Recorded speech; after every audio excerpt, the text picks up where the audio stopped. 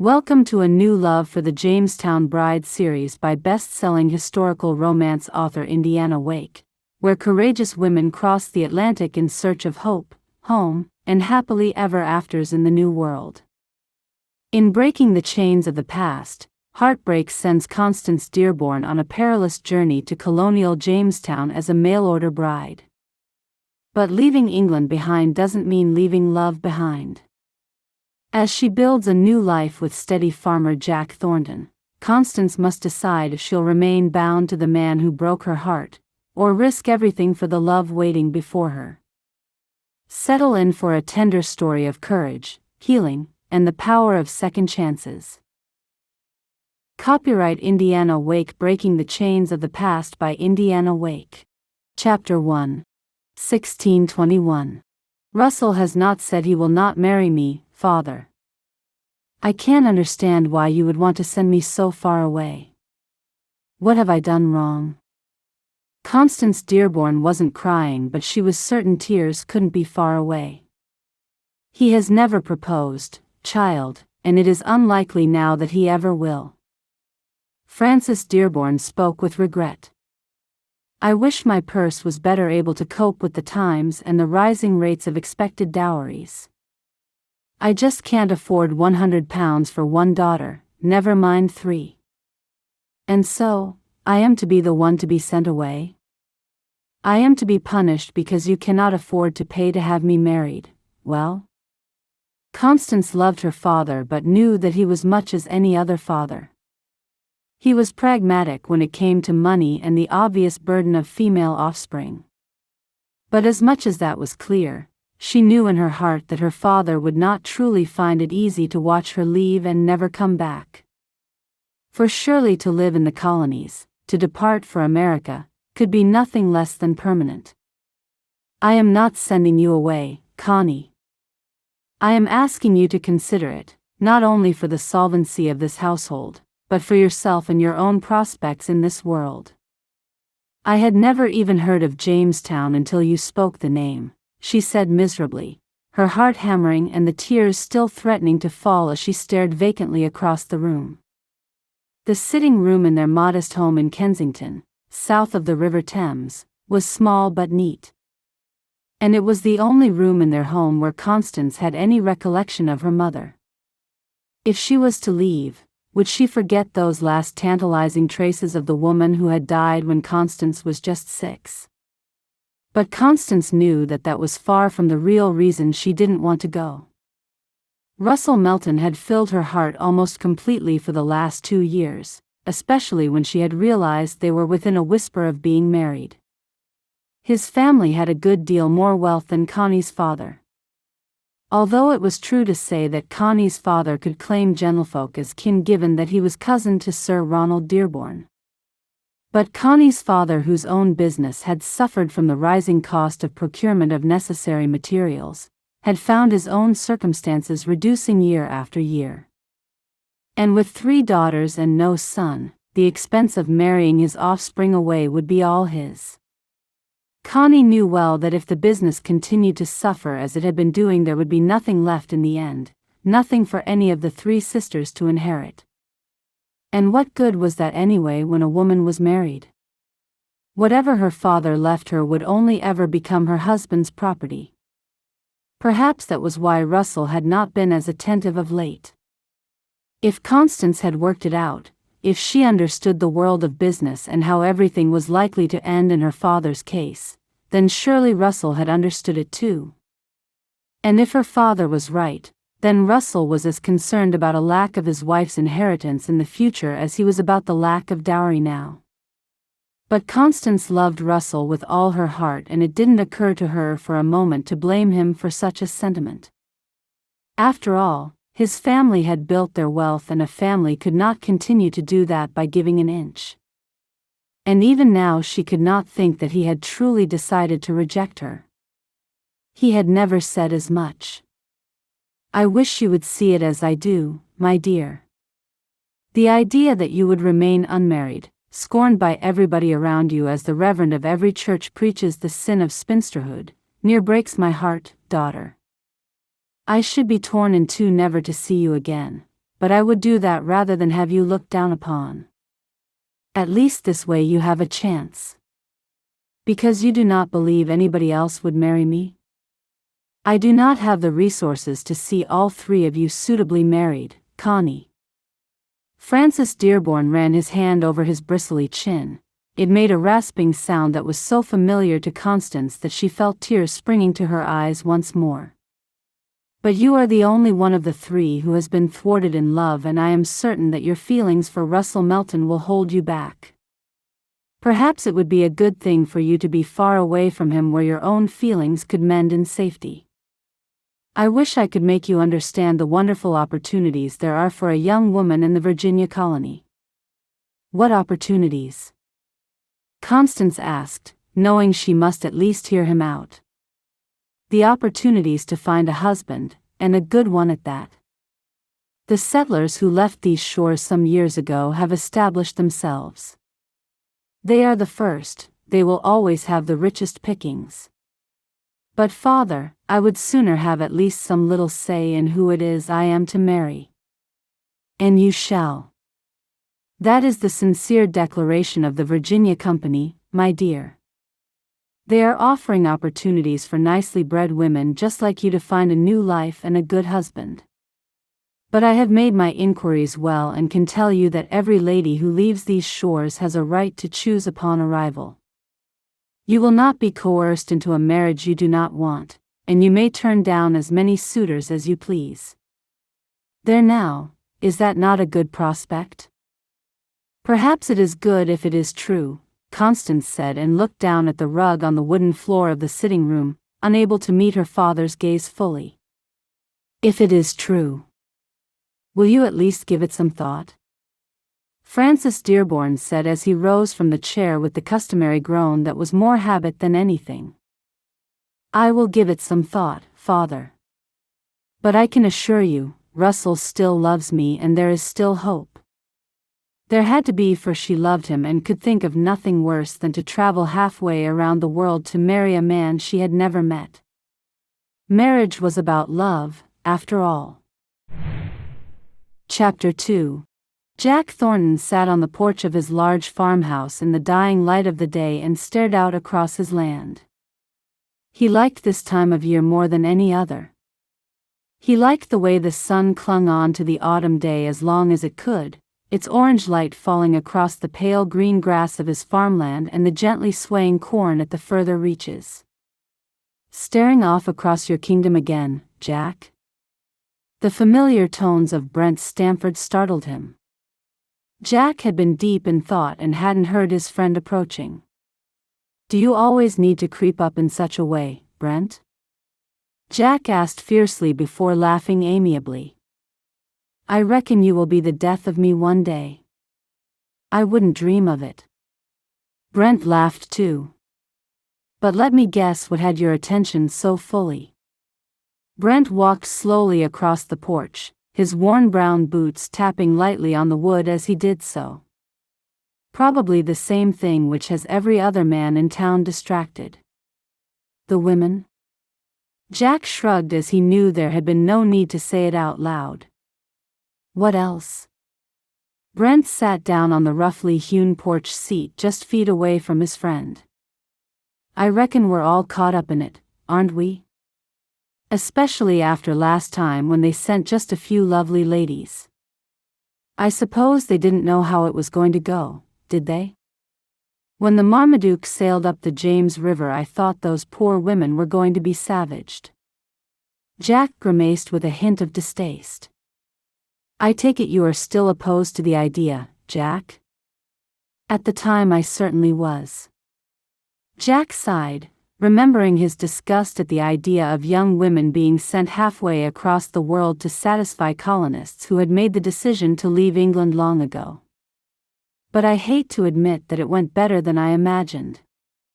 I remember at the time how you thought the women would be fought over, even torn limb from limb as us anxious and needy men grabbed an arm each. Brent chuckled. And I dare say it wasn't a thought without merit. Had the Virginia Company not been so strident in their terms, I think the whole thing might not have gone so well. Probably not. Brent shrugged. But good matches were made, weren't they? These women are not urchins ripped from the streets of London, are they?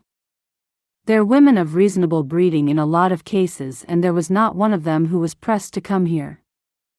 Or at least none who said that she was. Jack was playing devil's advocate.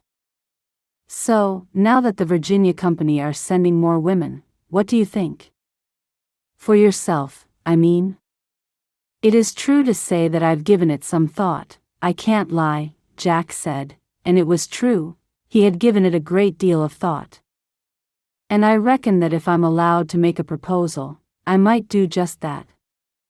Now that you know these are not pressed women. Yes, now that I know they are not forced into coming here. Jack laughed. I am not at all opposed to marriages of convenience. Most marriages are marriages of convenience and they work. I would be tempted to say that all marriages are marriages of convenience, my good fellow. Perhaps they are. Jack stared out across the fields and could see the orange glow of the sun fading as he remembered one marriage that was certainly not that. He imagined himself sitting on that same porch with a little company.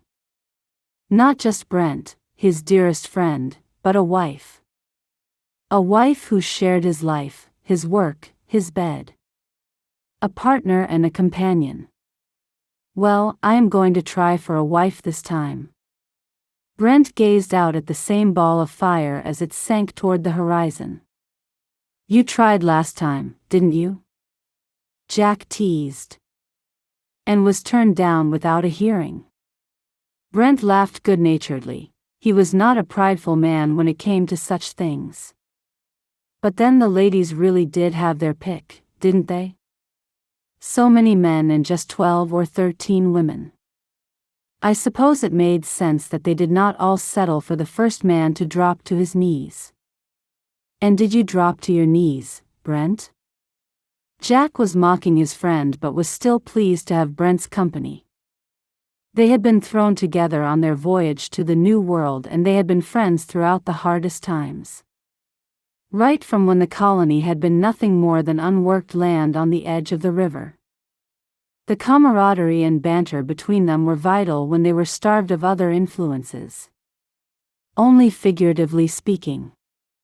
Brent shrugged expansively and sighed with gusto. Perhaps that was your mistake. Perhaps you did not look serious enough. Jack's chuckle was low and deep, and he felt pleasantly contented as he did at the end of every working day. That was when he took stock of all he had and everything he had achieved. It was good to be staring out across his land, and it was something he did most days. I shan't make the same mistake twice, Brent said humorously. We are so short of women here that I have decided to drop down onto both knees, begging if it becomes necessary. Then I'll have to keep a close eye on you, for that is something I could not bear to watch, or maybe I'd love to watch. I can't decide. Jack laughed heartily now, the strain of it making his eyes water. You wouldn't mock a man on his knees. Brent looked outraged. Jack laughed some more and nodded. Okay, I promise you that I will be the keeper of your dignity, from this moment onward, my old friend. We have not suffered these barren years in the wilderness of Virginia only to crumble at the end, have we now? No, I shall be your guardian in matters of matrimony. I will not stand to see you begging on both knees. I only hope we do not scramble for the same woman. After so many years of friendship, I dare say the only thing that could upset everything is a boatload of pretty young women. Fear not, Brent. I hardly think that you and I shall grab an arm and a leg each and tug until the lady is wrenched in two. As the two friends continued to chatter and laugh in the fading light, Jack knew that he really had overcome his misgivings over the Virginia Company's seeming trade in women. He could see it a little differently now and, more than that, he knew that his own heart had healed well enough that he was beginning to feel lonely. Certainly, enough time had passed for him to once again look for a wife and, As he sat on the porch with his old friend, Jack decided that he would do just that. Chapter 3. Perhaps I should note dairying down as one of my skills? Constance was speaking more to herself than her father, but he was paying keen attention and answered her nonetheless. The way I understand it, you will not need to. You can claim a gentleman as kin, and it is only the provenance of that claim which will be important. If you were a little lower down the social ladder, then you might need to add a little something to make you more tempting. But I would simply state the finer things, a little housewifery, sewing, knitting. You need not mention dairying, especially since you do not have a shred of experience in such things.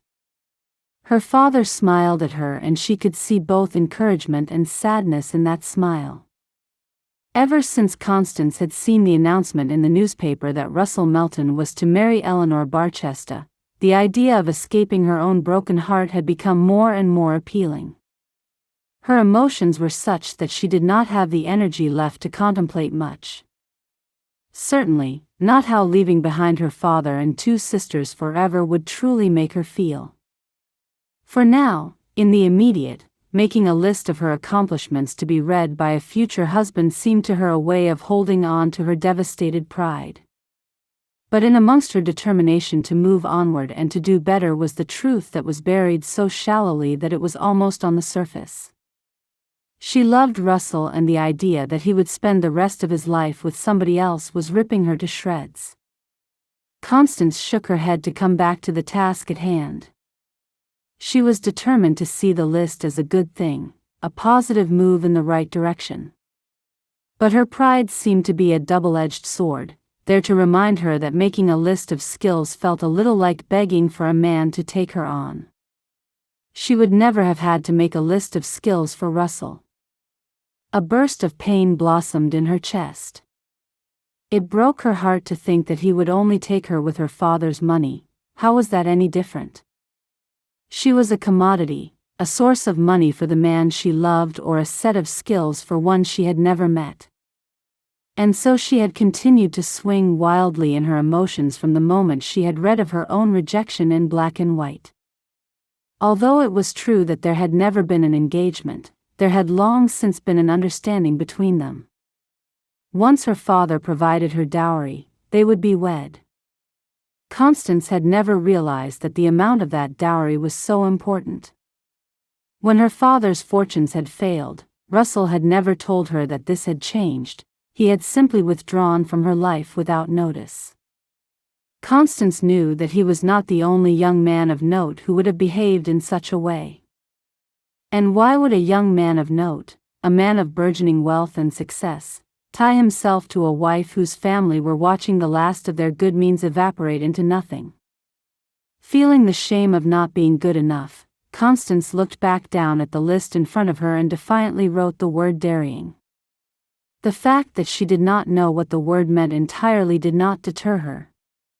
For Constance, who had lived in the city of London all her life, dairying could have been anything from milking cows to making cheese.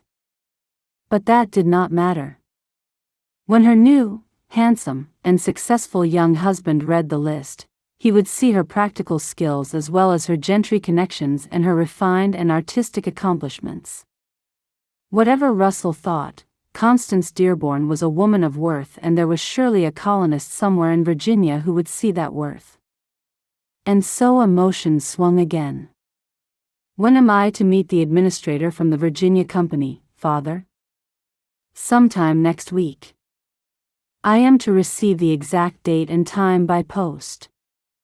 I suppose they will have a lot of women applying. There are undoubtedly women in worse circumstances who would be very keen on the chance of a new life with better prospects, she said, and her heart clenched as she wondered if there would be any sort of competition for the opportunity. How wildly her emotions swung, each time taking her opinions with them. In one moment, the whole idea was reprehensible to her, and she quietly determined that this was nothing more than a charade. She would never leave the shores of England. But the idea that she would not be accepted for the scheme also left her feeling a little bereft and left her with the sensation of the rejection she would feel every time she saw Russell Melton and his new wife. She was terrified of going and terrified that she would not. Perhaps that is not the case, my dear.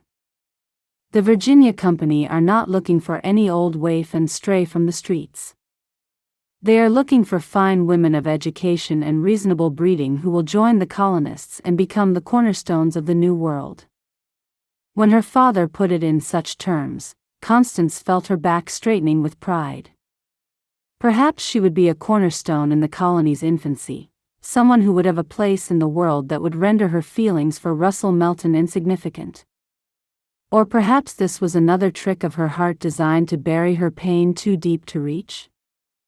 A means of distracting her, making her look the other way for a while before she had to face the pain head-on. Constance Dearborn did not want to study those feelings too closely. Chapter 4. Although it was not far from home, Gravesend was not a place Constance was familiar with. It was no better or worse than many parts of London, and it was clear that its main purpose was to service the boats and businesses using the River Thames day in, day out. Still, the room in which she had been billeted was clean and comfortable enough, and it quickly became clear that the Virginia Company had given very firm instructions that the young women due to set sail as maids for Virginia were to be treated well. At the inn in which she was staying, 5 other young women were also billeted. They drew together very quickly, and Constance couldn't help but think that they had been instantly bound by their own hopes and fears, the shared experience of running headlong into the unknown. They were all of a certain station in life, being varying degrees of middling. Diana and Anne were perhaps closest to Constance in terms of social standing, with Grace a little lower and Julia a little higher.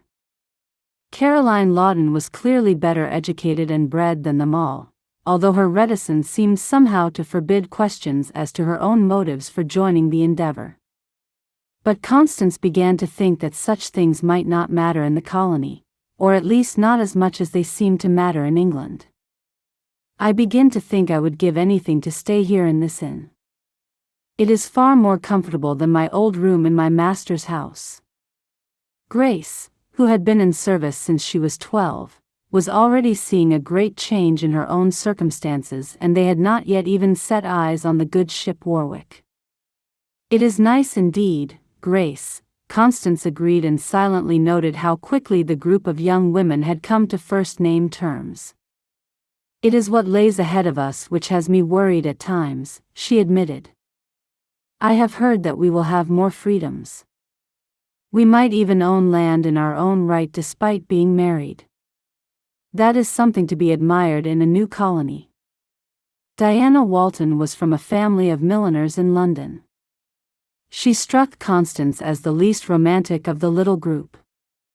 I wonder if it is something which works in gossip only, Constance said thoughtfully. When I spoke to one of the administrators from the Virginia Company, I had a sense that he was gilding the lily as a means of securing my agreement to go to America. You think they have lied? Grace was so young, and her eyes were round with fear. No, Grace, Constance said, not keen to be the one to upset such a young woman.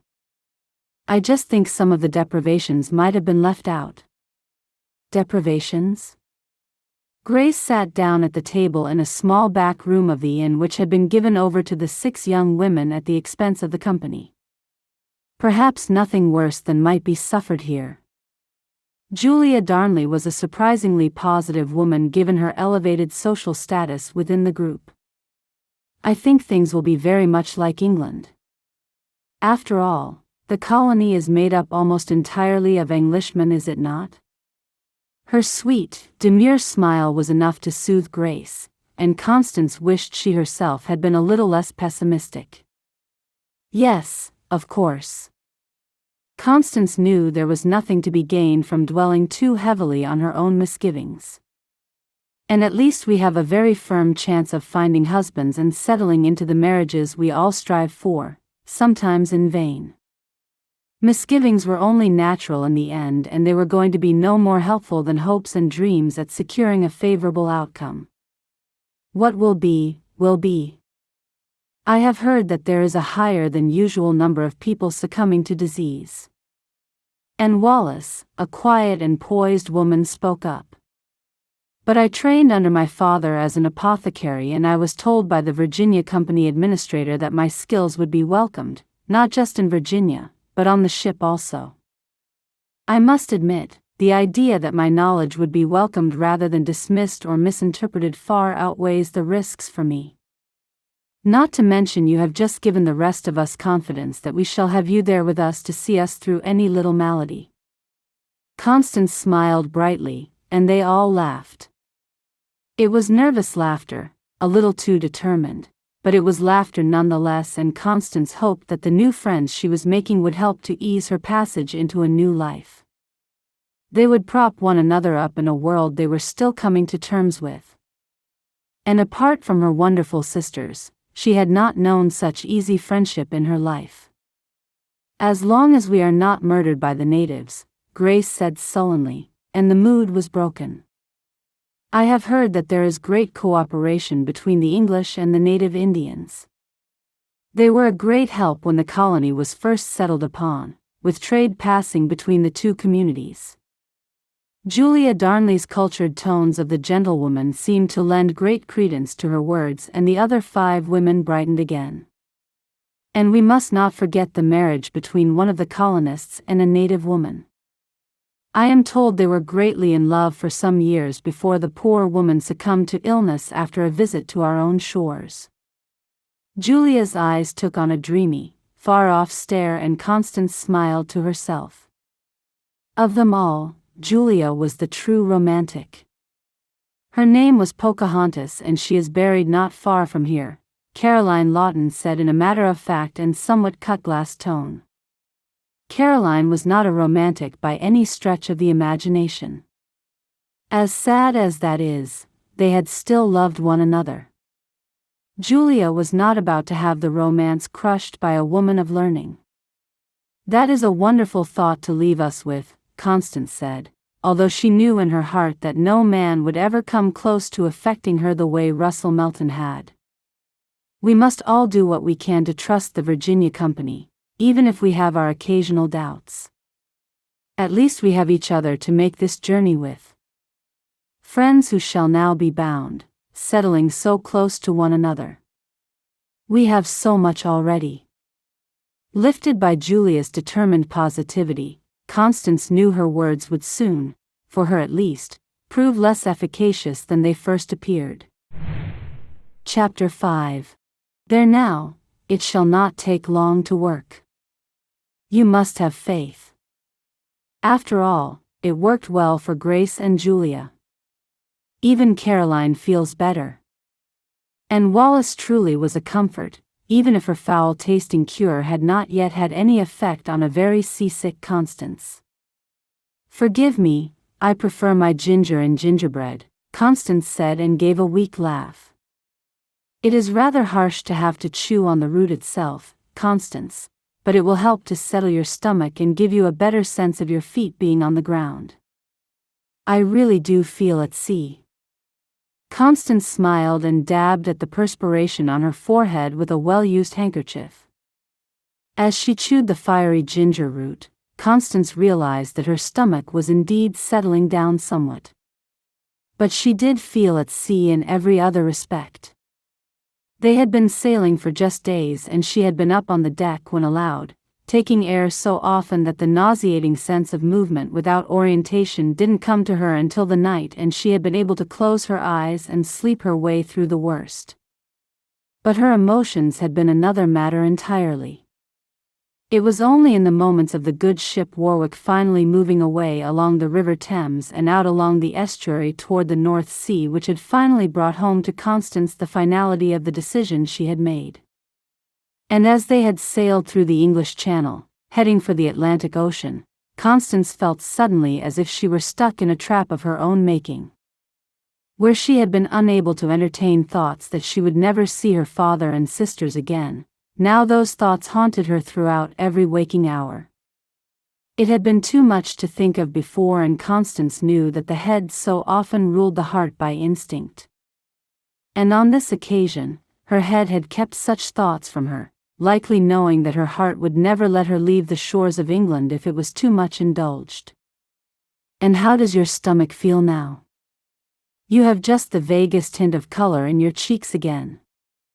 And smiled at her warmly, and Constance wondered if a woman like Anne, one with such great knowledge, ever felt unwell herself. Of the 6, it was true to say that Anne had kept going heartily without any sign of seasickness or the ill effects of traveling with so many others on a ship that had likely seen more than its fair share of debilitating or even fatal diseases. "Very much better. Thank you, Anne, you truly have been a godsend on this voyage, and we are only 1 week into it." Constance reached out and briefly squeezed her companion's hand. "Ah, here comes Julia," Anne said with a smile as Julia Darnley approached. "You look in good form today, Julia. Would you be so kind as to sit with Constance for a while? I have several more cases of seasickness to attend to." "Of course," Julia said as Anne darted away. "Goodness, she is a busy woman on this voyage." Julia laughed. "And I think she is the sort of woman whose spirits are kept high by unstinting industry. I am so glad of her." Constance leaned back against the hard wooden slats of her chair. "Yes, and I expect her skills will be greatly lauded once we are in Jamestown." Julia sat down, a little pale but otherwise a picture of health. "I wish my legs felt strong enough to take me up to the deck. I am certain that my body is upset by feeling movement but not seeing it, if that makes sense." Constance dabbed at her forehead again, although she truly was feeling so much better as she chewed at the ginger root. "I am the other way around entirely. I prefer to be down here with the odors and the gloom." Julia laughed, and Constance was grateful for her ever-bright character. "I am afraid of the sea in a way I had not imagined. It is very different out here on the open sea now that we can no longer see land anywhere. It makes me feel unwell to look at it, so I chew ginger root constantly and train my nose to ignore the growing smell." "The odor is getting worse, isn't it?" Constance said with a wince. "Even though dear Grace keeps trying to clean whatever comes to her. It is unavoidable on such a voyage, I suppose." Julia shrugged. "Would you like me to help you up to the deck as far as my courage can manage? It is a calmer sea today, and I know Diana is up on the deck somewhere. Perhaps it would help you to get a little fresh air and a sense of where you are far more than it would me." "Oh, please. I would be very grateful," Constance said as Julia helped her to her feet. For one who found the high seas so frightening, Julia Darnley seemed to have found her sea legs, walking about the lower decks with grace and a perfect display of balance. Constance, on the other hand, swayed uncomfortably with the ship, never once finding its rhythm in the way Julia had. "And here I must leave you, if you can manage on your own?" Julia said when they were almost at the upper deck. "Of course. I shall manage." Constance smiled. If nothing else, she had found some very fine friends. "Thank you, Julia." "You're welcome." Julia disappeared back down into the dark depths of the Warwick as quick as a rabbit down its hole. As soon as the fresh air hit Constance's cheeks, she felt different. The sky was a watery pale blue, but cloudless, and the sense of knowing where she was at last took the last vestiges of nausea from her.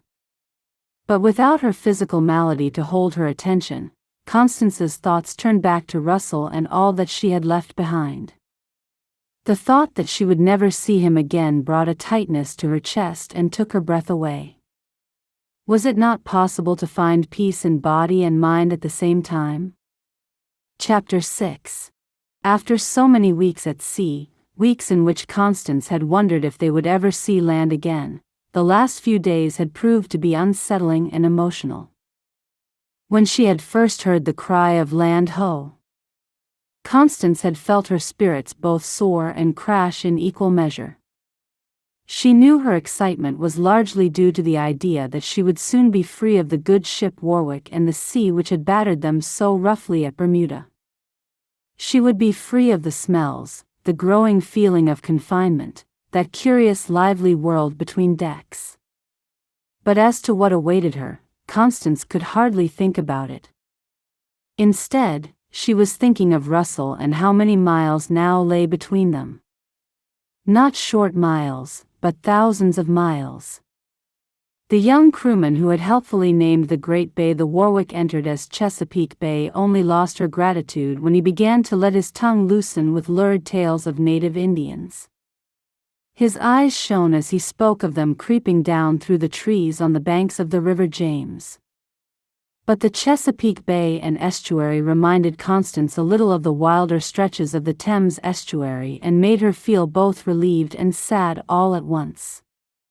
By the time they reached Point Comfort at the mouth of the James River, the crewmen's tales came back to haunt the young women who were each positive in one moment and then fearful in the next.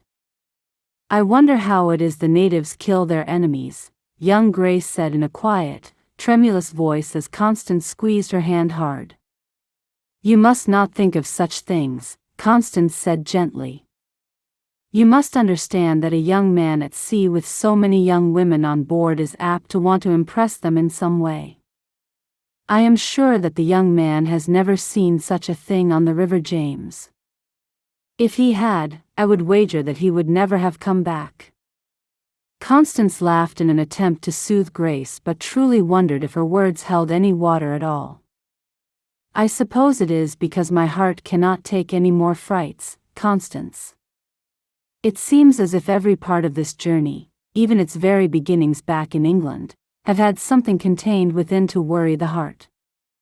Grace turned big eyes upon the older woman.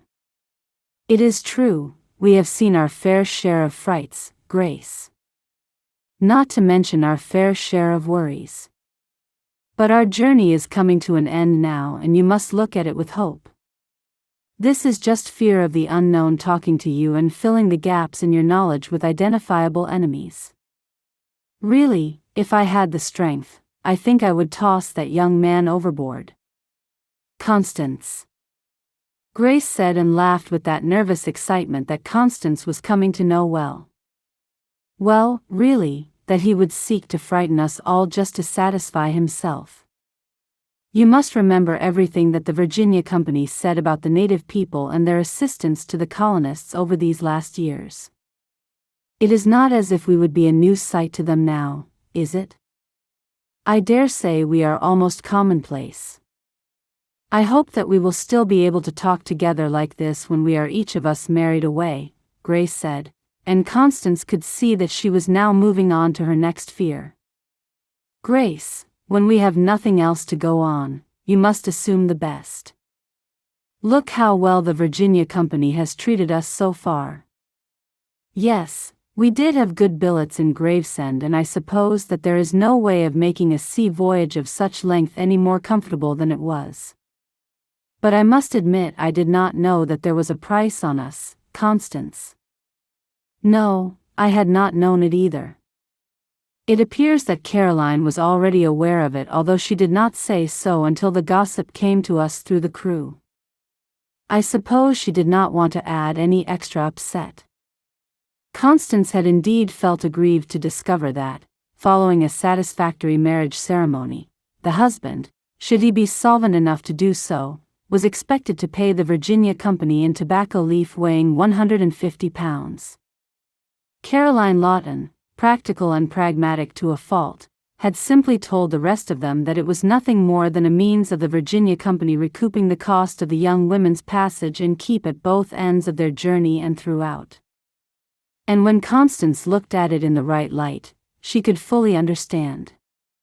They had been well kept in Gravesend, it was true, and even the provisions on the ship, whilst not what any of them had been used to, would still have cost the Virginia Company.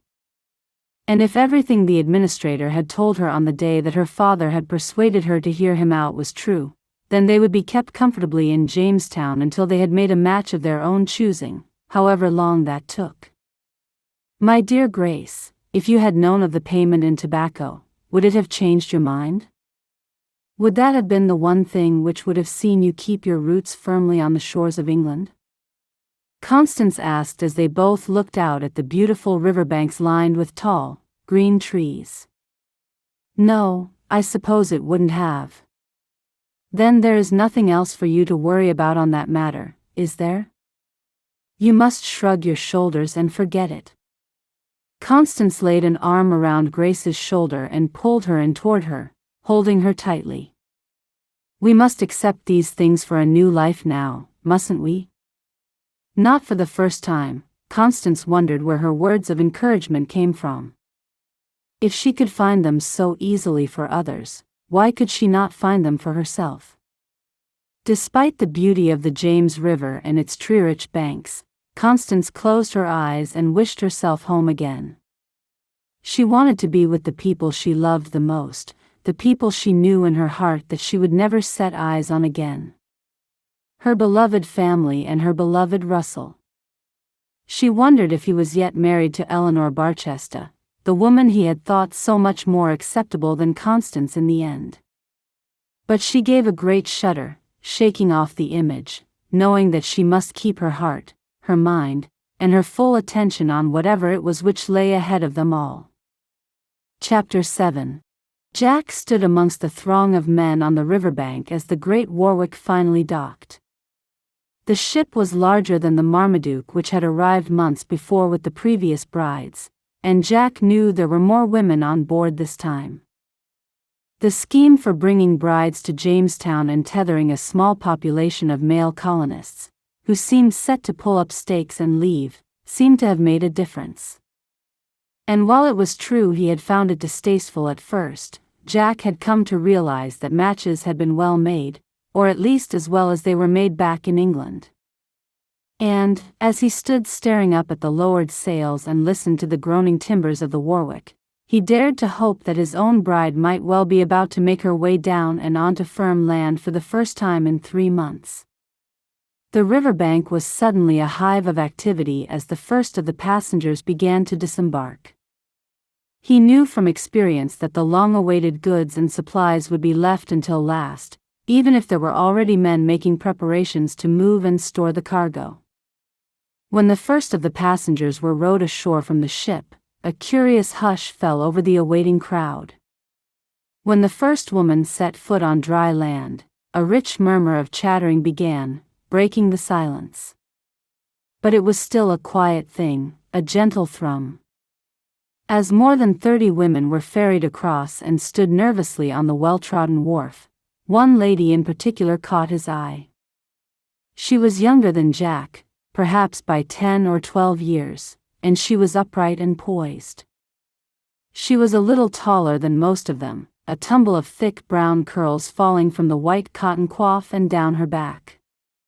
He held his breath as he studied her. Her dark blue bodice and skirt were looking a little tired, but nothing to speak of the 3 months spent at sea. Some of the other young women, wearing less practical colors, looked somewhat more voyage-weary and even a little dirty as they stood nervously in groups, clinging to one another a little. The woman with the brown curls stood with a small group of 5 women. They talked a little amongst themselves, seemingly for comfort as they awaited an official from the Virginia Company to invest some sense of order into the proceedings. Jack turned to make a study of some of the other women but found he did not regard them for long before turning back to look at the brown-haired beauty. The truth was, she was likely no more or less beautiful than many of the other women, but there was something in her bearing and general air which had his attention drawn. The more Jack looked at her, the more he realized that it was something in her face and eyes which had him held firmly. It was not their physical composition, but rather what he thought he could see in them. Jack was certain he could read a sort of dignified pain in her expression, although any other person present would have been hard-pressed to recognize it. But Jack recognized it as his own, it was something he had known himself when he had first arrived in Jamestown so many years before. It was loss, plain and simple. Perhaps that loss was the same which must surely have echoed throughout the timber walls of the Warwick for nautical mile upon nautical mile. The loss of leaving behind lives and loved ones, the certain knowledge that none of them would return to the land of their fathers. And yet there was something there, whether in reality or in Jack's imagination, which seemed so much deeper than that. The very sight of her and the knowledge that there was a certain sympathy between them, a similarity, affected him deeply. Jack knew that they all had a story. Every woman who had taken her courage in both hands and stepped upon the gangplank back in London had done so for a reason beyond simple curiosity and adventure. But of all the women present on that day, the brown-haired beauty was the only one whose story he truly wanted to hear. There was something to know about her, and Jack of all people wanted to know it. Perhaps it was the years of loneliness and the sight of these women coming as a mirage in the desert which made Jack swear silently to himself as he stood on the riverbank that the woman who had so mesmerized him would be the woman he finally took as his wife. Chapter 8. Everything seemed to be moving at a blurry, breathtaking speed since they had been rowed ashore from the Warwick. Constance tried to keep a tight hold of her 5 friends, the women whom she now thought of as her sisters, as the reception was given and subsequent arrangements for their separate accommodations were made. The governor was a man of some gravitas locally, but Constance could not have cared less. Her attention was taken this way and that, anywhere but at the smiling countenance of Sir Francis Wyatt and any number of nameless officials who had come out to the wharf that day to make something of an occasion out of the arrival of the maids. The officials were far outnumbered by the many men who had come to watch the women being rowed ashore. All eyes were on them and Constance found it disconcerting, as did her companions. All bar Julia, who wondered a little too loudly if the man she was to fall in love with might be out there somewhere in the crowd. "I dare say he might," Constance said in a whisper which hoped to encourage the excited romantic to do the same. "What a notion! Out there somewhere is the man who will love me. The man I will love," Julia went on undeterred and just as loud. The shabbiness of the tumble-down wharf and general area did not bother Julia at all and Constance wondered if she had even seen it. Would it bother her if she had? Nothing escaped Constance's notice, although nothing seemed to remain in her consciousness for long before another sight drew her away. What she could see of Jamestown so far was not impressive, and certainly far from the hopeful descriptions given by the Virginia Company official who had persuaded her that life was good in the new colony. As far as she could remember, he had said nothing of buildings already falling into ruin when the colony was not yet 20 years old. But she could see that there was not a stone-built structure anywhere. Everything had been made of timber, some of it clearly not thick enough to stand the test of time.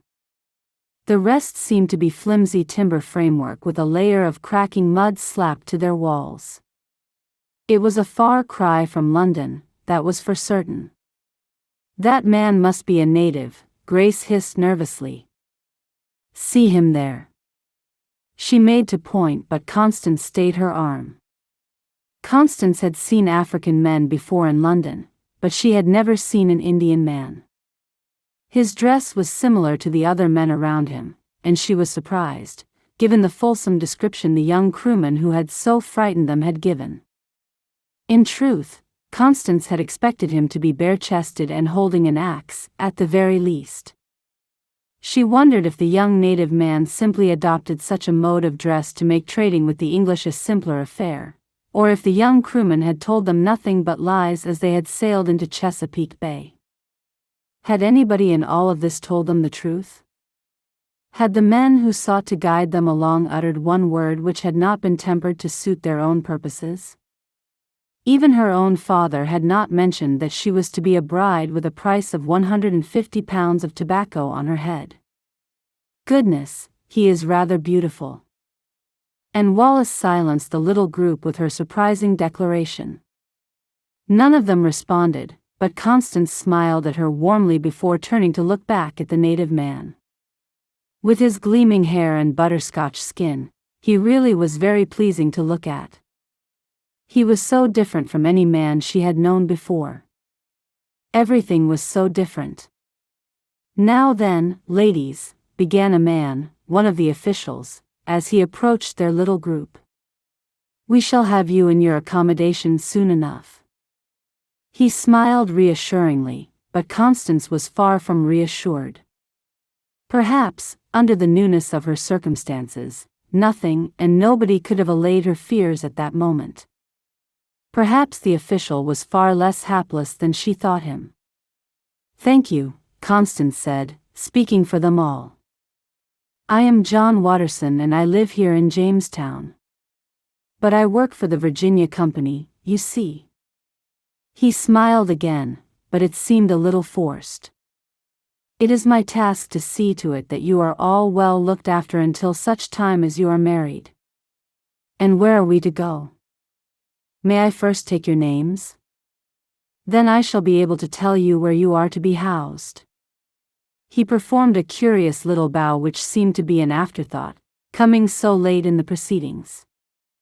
The women gave John Watterson their names and he scanned down his list, running his finger along the paper as his lips worked, silently mouthing all that he read. "Right, here we are," he said and looked pleased with his success in finding their names.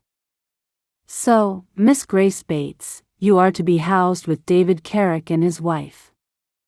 Miss Ann Wallace, you are to be housed with a widow, Mrs. Isolde Barak, and Miss Caroline Lawton with Henry Seddon and his sister." He scanned down the list again. "Diana Walton, you are to be housed with Charles Stanton and his wife. And Constance Dearborn and Julia Darnley, you are to be housed together on the plantation of an ancient planter called Ezekiel Meriton. He is a widow and he has several female servants, including a housekeeper who will see that everything is above board." He smiled again at them all and Constance couldn't help but think he was willing them to be pleased with his efforts. "Thank you kindly, Mr. Watterson," Constance said quietly. "Are we to be near one another?"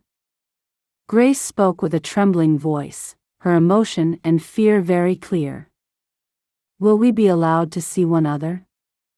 She was becoming panic-stricken. "You are all being housed not far from this place, so yes, you will be close. Perhaps Miss Dearborn and Miss Darnley are a little out of the way up on the plantation, but even that is no great distance. Perhaps a walk of 15 minutes and no more." Mr. Watterson looked at Grace and it was clear that he was taking in her age for the first time. "How old are you, my dear?" he asked kindly. "I am 16. "Then you must not worry at all. As Sir Francis Wyatt just said, it is a great honor to have you all here. You are part of a new way of life. None of you are servants and you are never to be treated as such. And none of you are forced to marry, although I am sure that you have all come here with that in mind.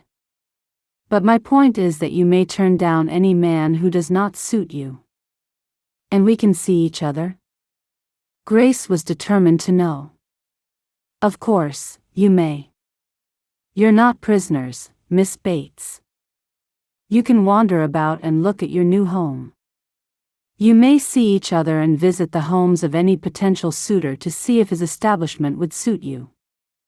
There. Do you not feel better now, miss?" He gave Grace his broadest smile yet and Constance finally found herself warming to the official who had been charged with their pastoral care. "Thank you, sir.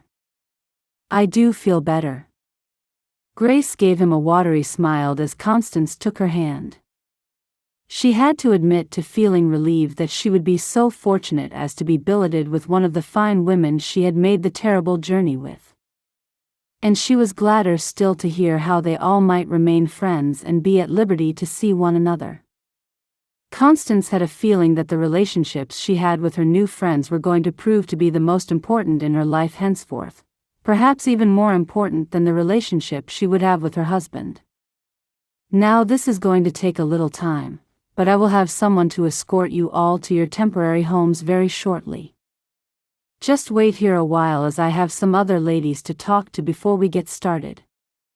Thank you, Mr. Watterson, Constance said again.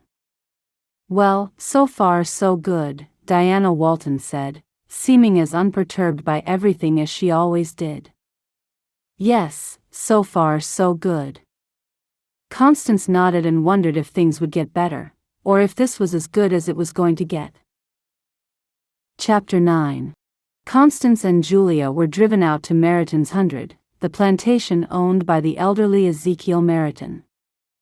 Their wooden trunks containing their belongings were tied to the back of the wagon, and they were driven to their destination by an almost silent young man whose name Constance hadn't caught and didn't like to ask for a second time. The general sense of dilapidation did not improve as they drove through Jamestown. The broken-down wooden buildings prevailed, and Constance could see there would be none of the attractions of London. "Is there any sort of marketplace?" she called up to the nameless driver. "No," he replied. "There are merchants, but no marketplace. You can get everything you need from the merchants." "Thank you," she called back and looked at Julia. "It is very different here," Julia said brightly. "But I think I like it. I mean, it is cold, but London is cold at this time of year. It is a new beginning, Constance.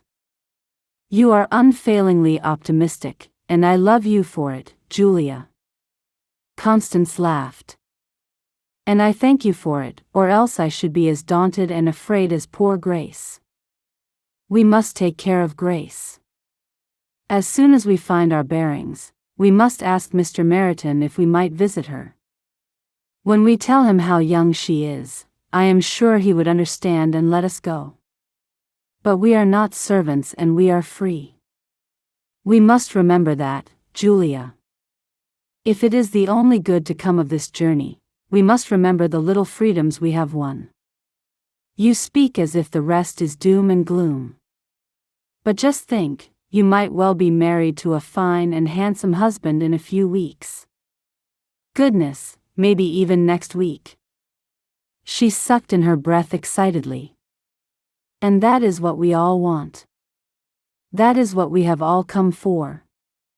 And we might even find love in our marriages. That is the freedom I seek. The freedom to say no to those we do not want and yes to those we do." Julia was still bright, her face glowing. She showed none of the trepidation which threatened to swallow Constance whole. Julia turned to silently watch their progress, and Constance stopped herself from asking for Julia's real reasons for leaving England. Her want for matrimonial freedom spoke volumes about everything Julia had not yet said. But if she wanted to keep it private, then Constance would not press her. Constance herself had said very little about Russell Melton beyond the cold, hard fact that she had been disappointed in love. Here we are. Meriton's 100. The driver called, and Constance looked about in confusion. But there is no house. She was staring at the open fields which seemed to stretch for miles around. "This is the plantation. The house is over the brow of the hill, miss," he said, and fell silent again. "Julia, I do believe that Mr. Watterson's estimate of a 15-minute walk into Jamestown might have been somewhat underestimated. Perhaps a little." Julia laughed humorously, and then they both laughed. It was a good sound and eased the tension. When the house finally came into view, it was clear that the two women were to be lodged very comfortably. It was a well-made and large building of timber construction, albeit clearly more suitable timber than some of the other homesteads Constance had seen on their way there. When the wagon drew up outside the white-painted house, a middle-aged woman in a dark bodice and skirt and heavy white apron came out to greet them. "Good afternoon, ladies." The woman smiled warmly, and it gave Constance such a feeling of relief that she almost wept. She realized that she had not expected anything good to come of the day. But now, seeing the motherly smile of the older woman made her feel safe if nothing else. Safe for now, at least. "Good afternoon," Constance said after clearing her throat. "How very kind of you to take us in, Mrs. Grant. But please call me Ursula." The woman was already guiding them both to the porch steps. "I am Mr. Meryton's housekeeper. It is a pleasure to meet you, Ursula. I am Constance Dearborn, and this is Julia Darnley. And what do you think of the colony so far?" Ursula led them into the house. There was a fine enough entrance hall, and it was clear that Ezekiel Meryton had done very well for himself in the New World. There was a nicely turned wooden table with a pottery vase of winter blooms, the scent of which made Constance feel emotional again. After the smells and deprivations of sea travel, such a small touch felt like utter luxury and reminded her of the flowers she and her sisters would pick and display proudly in their father's modest sitting room. "Well, this is very nice," Constance said diplomatically. "Perhaps Jamestown itself is a little more run down than I had expected." The company men seem to have described a place from a poem to the ladies." Ursula laughed a wonderful, rich chuckle. "But it is not so bad once you get used to it. The colony is still in its infancy, and I am bound to say that the whole area needs a woman's touch. Or the touch of many women." By company men, Constance assumed that Ursula Grant meant the administrators and officials of the Virginia Company. "Perhaps men do not see things as we do and cannot give accurate descriptions that would suit us," Julia spoke for the first time. "What a lovely way to look at it." Ursula led them into a sitting room that was easily 3 times the size of the one Constance had left behind. But everything Constance had seen thus far had spoken of space. There was none of the cramping of London, the tiny run-down buildings jostling for space between their larger, wealthier neighbors. There was none of the noise that was ever present in England's capital city, and Constance wondered if she would ever get used to it. Perhaps she would even come to relish the peace and the wide open space. There was a well-used but good quality couch in a heavy brown brocade, and Ursula bid them both take a seat on it. "Thank you." Constance sat and felt the luxury of soft upholstery. "We are a little dirted from our journey, I'm afraid." She felt a blush as she wondered how she and Julia must not only look to their new acquaintance, but how they must smell. "Don't you go worrying about that. We have tin baths here, and I will see to it that you each have some nice hot water to bathe in this afternoon. And I will have your bodices and skirts cleaned too, if you have others to put on." "Yes, we do." Constance smiled. "Oh, to bathe," Julia said with her customary open gratitude. Constance truly wondered at Julia. She was a gentlewoman, and that much was obvious. But she did none of the complaining that most gentlewomen Constance had encountered seemed to do. And she was not at all aloof. In fact, she seemed to like the idea that Jamestown would somehow prove to be a great leveler, and that she might have any friends she chose, regardless of their status. In short, it was impossible not to love Julia. "Ah, now I hear the footsteps of my master," Ursula said, and turned to look, as an aging man made his way into the room. "Mr. Meryton, these are the ladies from England." Ursula spoke to her master with familiarity and ease, another soothing balm to Constance's soul. "Well, aren't you a pretty pair?" Ezekiel Meryton said with a smile. "I reckon I will have hopeful young men lining up around the plantation to seek an audience with either one of you." "Thank you, sir." Constance smiled. "I am Constance Dearborn." She rose to her feet and inclined her head, remaining silent as Julia introduced herself similarly. "How nice to meet you both. I am Ezekiel Meryton, and I have been here in the colony since 1609. And now, 12 years later, I am glad that I am here. I would never wish to return to England now. I will see out what is left of my life here in Virginia." "That is encouraging, sir," Constance said. "And I can see you have done very well here." "Thank you, Miss Dearborn. My wife made this place a home, it is true. And now that she is buried here in Jamestown, I could never leave, even if I wanted to." He spoke with a calmness that suggested his bereavement was not a recent one. "And now I have 2 young maids to look after. My dear wife and I were never blessed with children. If only for a little while, I shall be very pleased to have you here." "We are very grateful to you," Julia said as they all sat down once more. "This is all a very new business to me. I came here with my own wife in tow, you see. But I have seen how this place has suffered for the lack of fine women to help take it forward and make it a home rather than a trading post. You have seen something of the previous maids who were brought here?" Constance wanted to know more about what to expect for herself. "Yes, I have. And I am bound to say that it all seems to have gone off very well. Obviously, there were not enough young ladies, even now there are not, but I rather think that goes in your favor."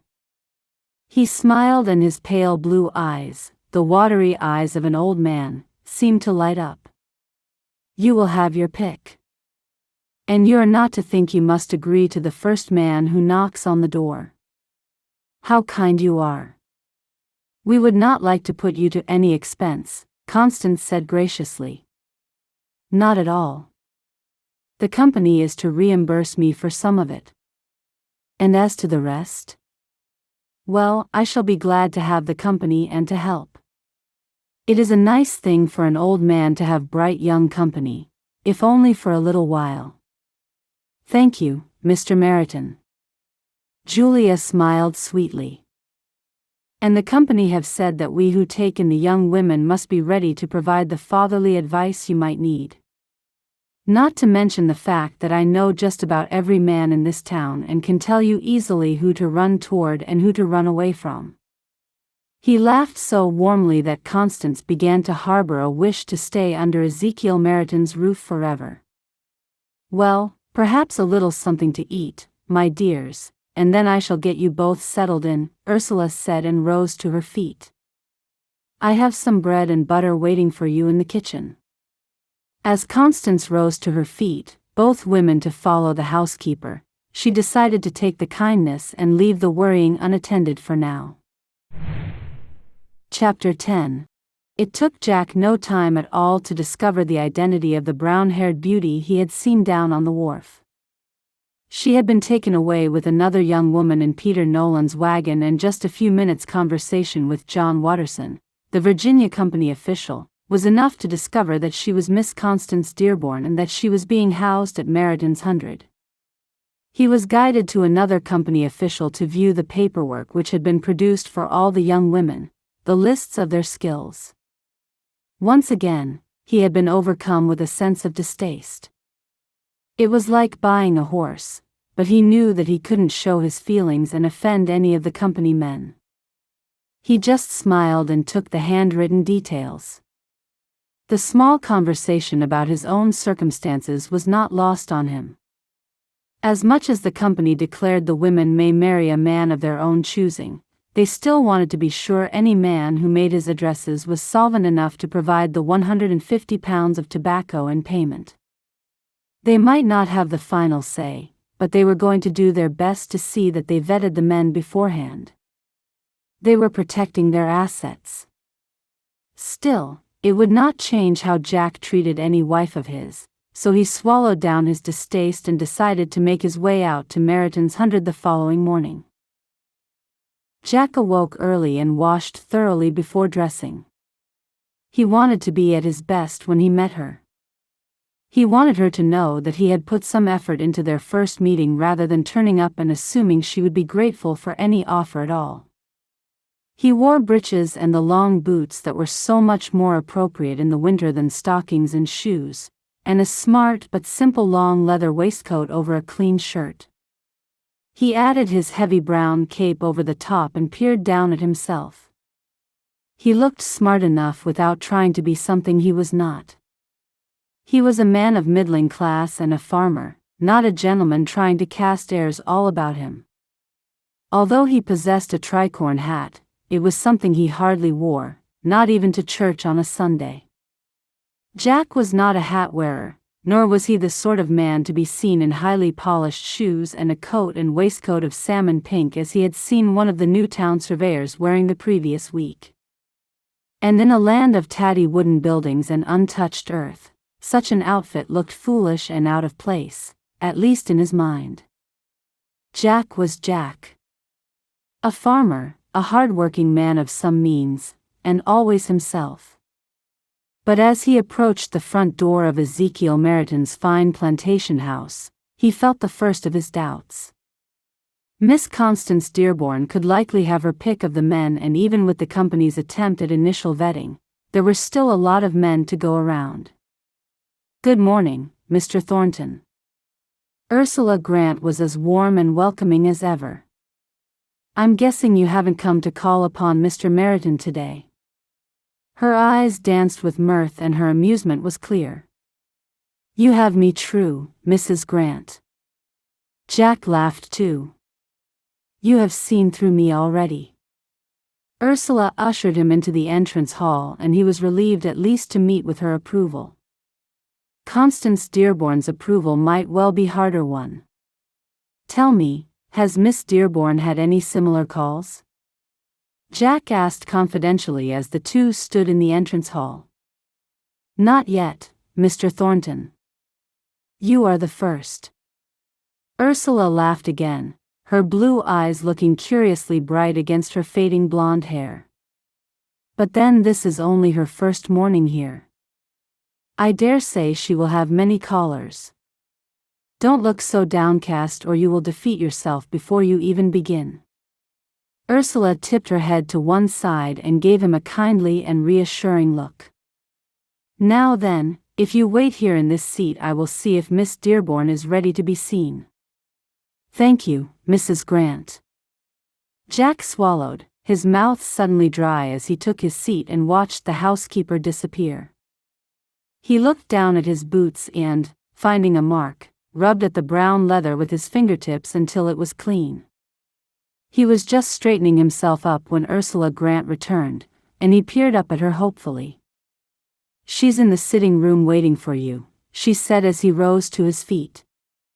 "If you'd care to follow me." The moment he walked into the large sitting room and saw Constance Dearborn perched on the edge of one of the couches, her back straight and her face set in an unreadable if beautiful mask, he silently berated himself for not at least preparing a few lines of opening conversation. "I'll fetch you some tea," Ursula said, and was gone in an instant, leaving the two of them alone. Constance rose from her seat and inclined her head a little in greeting, and he could see that she looked so well and rested that he could hardly imagine she had been on the rough seas for 3 months. "Good morning, Miss Dearborn," Jack began. "I am Jack Thornton." "I am pleased to meet you, Mr. Thornton." She held his gaze, her brown eyes steady and her attitude one of determined confidence. "I am pleased to meet you, Miss Dearborn," he said, and looked to the couch in the hope she would sit down so that he might. When she did sit down, he took note of her appearance at last. She was wearing a mustard-colored bodice and skirt which suited her as well as the blue of the day before. She looked fresh from head to toe, and he imagined that Ursula Grant had seen to it that hot water was made available to the travel-weary young women, perhaps even full tin baths. "I expect everything is new and somewhat unsettling to you at the moment," he ventured. "Yes. Jamestown is a far cry from London." Although she was polite, she seemed somewhat distant. "It has been so long since I left England that I have almost forgotten what it was like." He smiled, hoping to open up some closer conversation, some points in common. "Where in London are you from?" I am from Kensington, south of the river, Mr. Thornton, she said simply, and her smile was brief and unenthusiastic. And you have family still there? My father and 2 sisters still live in the house I grew up in. You must have missed them these last months as you journeyed here. Yes, I have. But I dare say I shall get used to it. I must, for I will never see them again. She looked down at the floor for a moment and Jack felt so very sorry for her. But even the loss of her family did not explain the look in those rich brown eyes. There was a greater pain there, a deeper loss. And before you have even time to adjust to your losses and your new life, you are confronted with the first of the men who have been so keen for your arrival. He smiled apologetically. Forgive me, yes, it is all a little bit unsettling. I do not mean to offend you, sir. I am not offended at all. He shifted awkwardly in his seat and wondered how on earth he should proceed. He wished Ursula would return with the tea to provide some respite from his discomfort, but she did not. No doubt that fine woman was giving them a little time to get to know one another. Have you been here long, Mr. Thornton? Constance surprised him with her question. Since 1612, he said, pleased for her participation. I am a farmer and I came here with the intention of doing just that. I am not a tobacco planter, just a man who helps provide the food to keep the colony going. She surveyed him without expression. I have a good-sized farm and a nice home, Miss Dearborn. Not as large as this, and I do not have any indentured servants, but I pay to have the place kept clean. I pay a washerwoman for my laundry and the woman who cleans also prepares much of what I eat. You might find my establishment to your taste if you would consent to come and see it. I am sure it is very nice, Mr. Thornton. And your home back in Kensington? I believe you have come from a very good family. My father is a good man, but his fortunes have taken a downward turn of late. Having 3 daughters, he cannot provide marriage settlements for us all. You are the youngest? The eldest, she said levelly, and her eyes narrowed a little. Jack could hardly believe that the eldest daughter had not been given first chance to marry. After all, by the time the younger came to marry, might not her father's fortunes have turned upward again? It seemed to him there was more to know, but perhaps now was not the time. Would you like to hear my skills, Mr. Thornton? She asked, changing the subject when he had been silent a moment or two. No, that won't be necessary. He shook his head and smiled. I am sure you are a clever woman of many talents, and clever enough to learn more if need be. I am looking for a wife, Miss Dearborn, not a servant. Very well. She smiled at him with a shade more enthusiasm. When should I come to look at your home? Perhaps tomorrow would suit you? I will have one of my farm hands drive up and collect you. Thank you, Constance said as Ursula Grant finally returned with the tea. Chapter 11.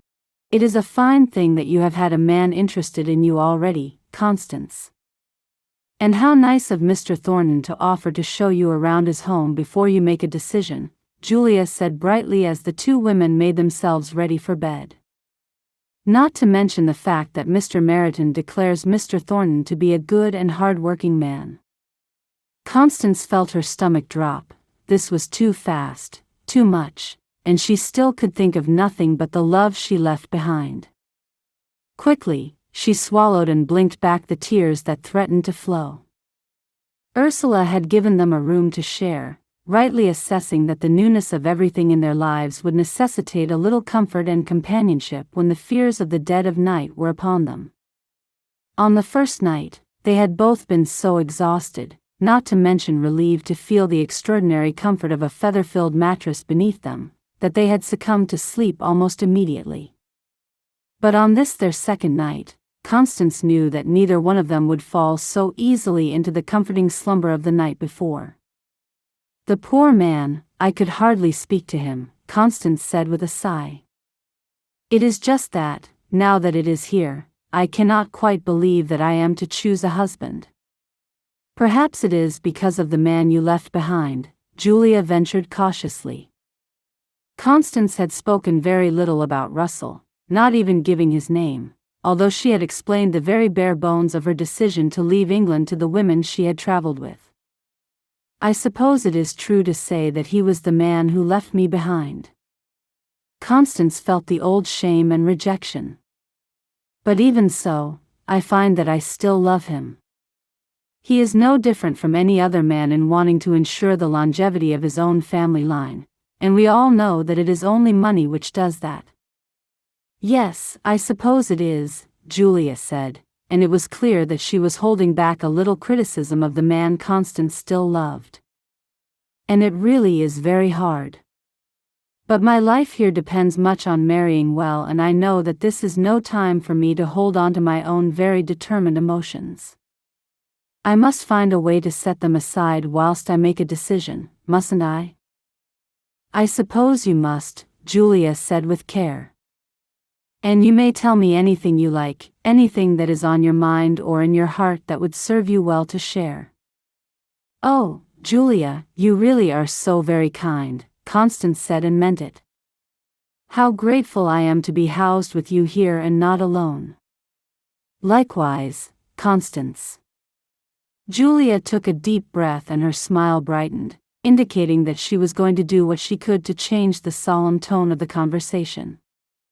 Anyway, tell me more about this Jack Thornton. I can hardly imagine what I should tell you barring his appearance, the details of which I have already parted with. Constance laughed. Jack Thornton had a pleasing face, when she thought about it.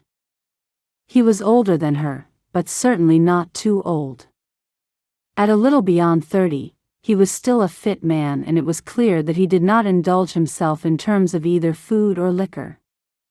Still, she had heard it already from dear Mr. Meryton that good strong liquor was in short supply. There was wine and ale to be had, but little else. Apparently, the town drunk was a most determined man. But she had the general sense that Jack Thornton was a clean-living sort of a man.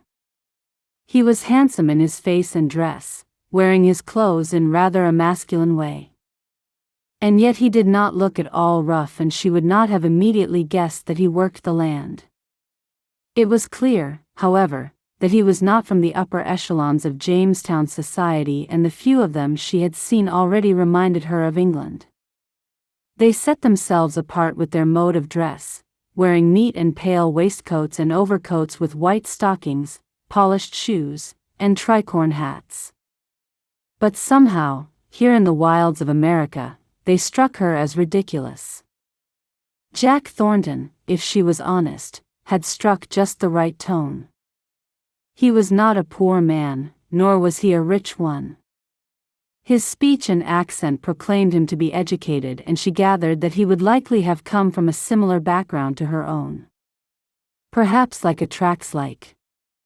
And if she did not have her head and heart full of the dark-haired, dark-eyed Russell Melton, Constance would likely have appreciated Jack Thornton's fair hair and blue eyes a little more. He wore some facial hair too. It was not the fullest of beards, but neither was it a simple omission of shaving. It was a close-cropped beard, and she had seen flecks of red in amongst the golden hairs. All in all, Jack Thornton was a fair prospect, she was sure of it. And if he did not find joy at her door, she had no doubt that he would find it elsewhere, even if the ladies were in short supply. And he really did not ask you to recount your skills at all? Julia went on. He said he had no need to know them, although I'm sure that he will have read them somewhere. We are all listed, we are all catalogued, aren't we? But even so, I'm sure that he would have wanted you to elaborate on your experiences if your skills were so important to him. I think you must take him at his word. Yes, perhaps. Constance nodded, for the thought pleased her. And he did say that he was not looking for a servant, he was looking for a wife. Goodness, you did not mention that before.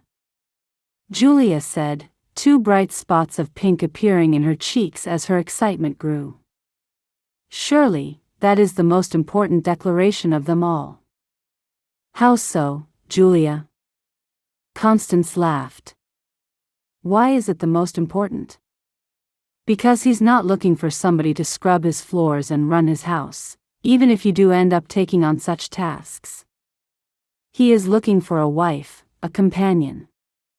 For heaven's sake, he's looking for somebody to love. Oh, Julia.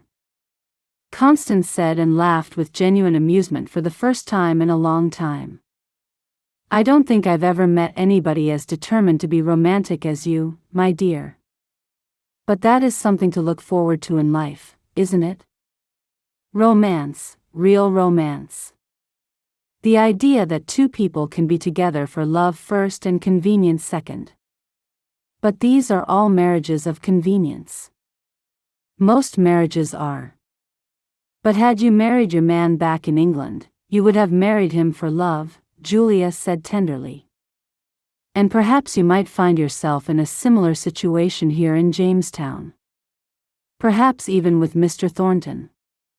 I cannot imagine that I would ever feel such a thing again, Julia. But from the very depths of my heart, I thank you for saying it. And I shall keep on saying it until I have you convinced. Julia folded her slim arms defiantly over her chest, making Constance laugh once again. Chapter 12. You have a very nice home, Mr. Thornton, Constance said when they finally came to a standstill in the sitting room. She felt she had been moving from the moment she had arrived at the Thornton farm, being taken this way and that by her potential suitor as he showed her the house from one end to the other and even took her outside to stand on the porch and survey all the land and outbuildings he owned. Thank you, you're very kind. Although I am sure you have already seen things that you would change if you lived here. I do not think so, she said, wishing that she could be just a little less formal with the man. But even with the knowledge of marriages of convenience back home in England, everything in Jamestown seemed to happen very quickly. She knew that she would soon be expected to provide a yay or a nay to Jack Thornton and, once she did, any positive response would see her married within a matter of days. Even in England, marriages of convenience did not happen so quickly. Something about this way of doing things frightened her a little. Please sit down, he said and indicated a comfortable and neat couch. Is there anything at all you would like to ask me about my home or the farm? Or even about me, for I would tell you anything you wish to know and tell you truthfully. He sat down in a well-used armchair opposite her and looked more at his ease than he had done the day before. I thank you for that, she said and nodded, although she could not think of a single question to ask the man about himself. The truth was, Constance was not entirely sure that she needed to know much about him. As long as he was not cruel or unreasonable, what else was there to know? I do have a question about the farm, Mr. Thornton. Of course. I am keen to discover what my duties would be. As yet, you have asked me nothing of my skills and I understand your reasoning as you told it to me. But surely, you have stipulations of your own, things which must be determined before you continue? Miss Dearborn, I know that marriages of necessity happen all the time. But I'm not marrying out of necessity, I am marrying because that is what I want to do.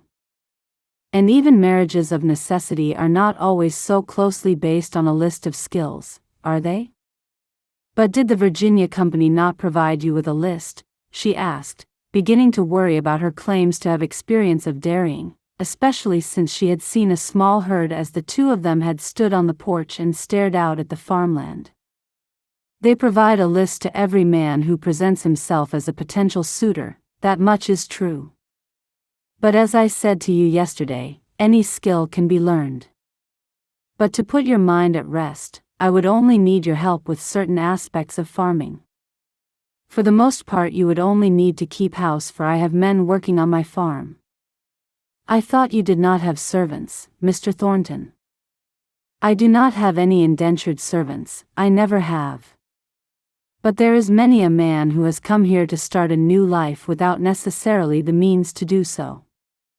Most who work for me are earning enough to repay the Virginia Company for their passage, not to mention saving something back so that they might find themselves in a position to own their own land one day. I see, she said and nodded. I suppose I ought to have guessed that given that you do not have any house servants. As I said before, I am not looking for a servant, I'm looking for a wife. But sometimes there is little difference in the two, Constance said and immediately wished she had not. Thus far, Jack seemed like a reasonable and decent man and she had no desire to offend him. After all, it seemed likely that they would soon be married.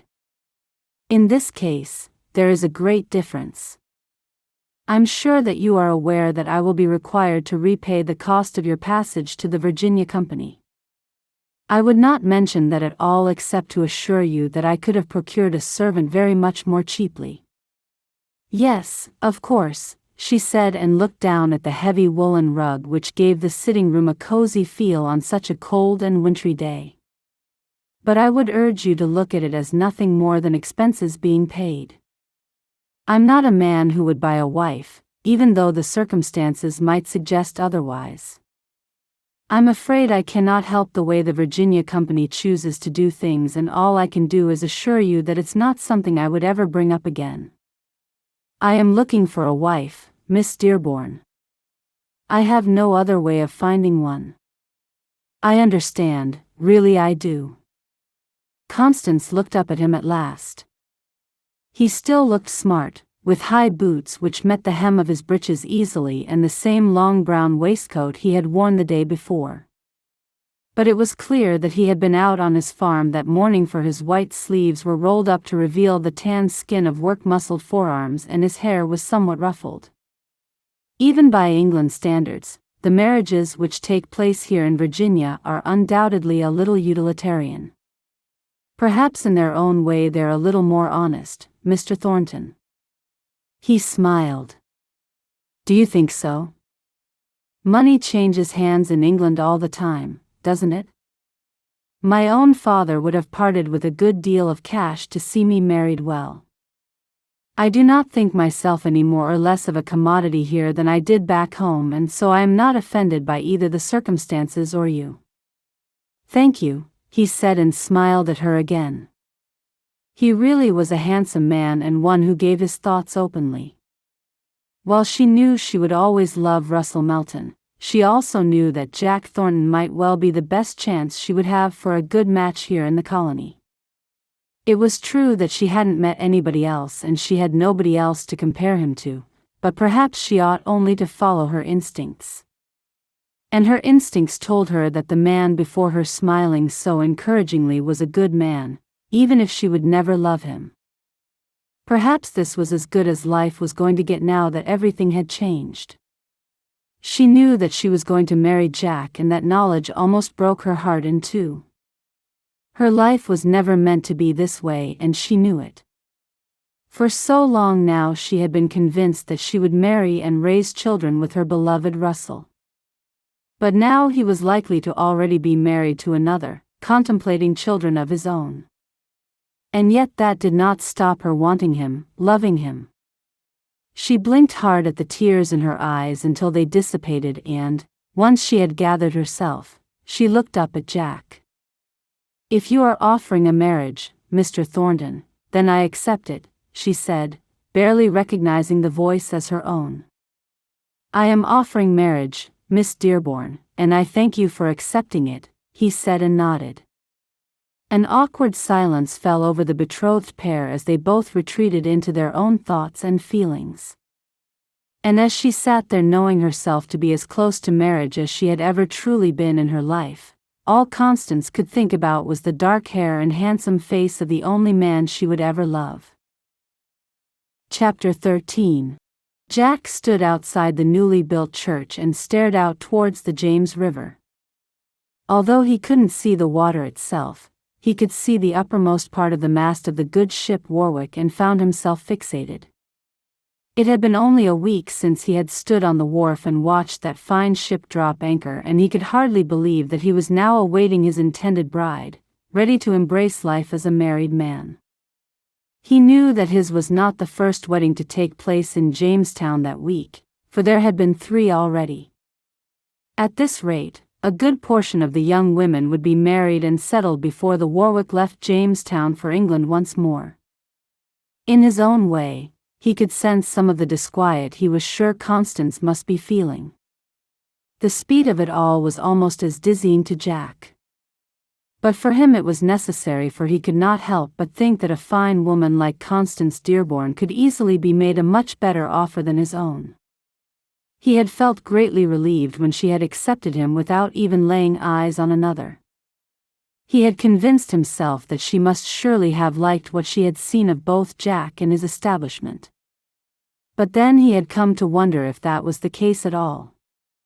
The more he had seen of Constance, the more he had seen of that look of loss in her eyes. And as each day passed, her acceptance of Jack's offer seemed to make her withdrawn and even a little melancholy, although she clearly fought hard to remain dignified. He knew it was too much to expect her to look forward to married life as he was doing, but still, he wished there was even just a little enthusiasm from her quarter. They had spoken again twice since her visit to the farm, and each time he had left her with his own spirits a little diminished. He knew, of course, that she was willing. It had been her choice and she had made it. But he also knew that her heart was not in it, and he wondered if he would ever get to the bottom of the reason why. Jack was a clever man and a sensible one, and he knew that it was more than simple nerves at play. He was certain that there was something inside her which was resisting, even if her outward appearance and words might seek to convey the contrary. Not for the first time, he wondered at the exact circumstances surrounding her decision to finally leave England. He wondered if the choice had, in the end, even been her own. But he had no more time for wondering as he saw her now approaching the church with 5 other young women in tow. One he knew to be Julia Darnley, the woman who had been housed with Constance at Meryton's 100. He had seen her twice in the pre-wedding visits he had made to his intended, and had found her to be a bright and positive sort of woman.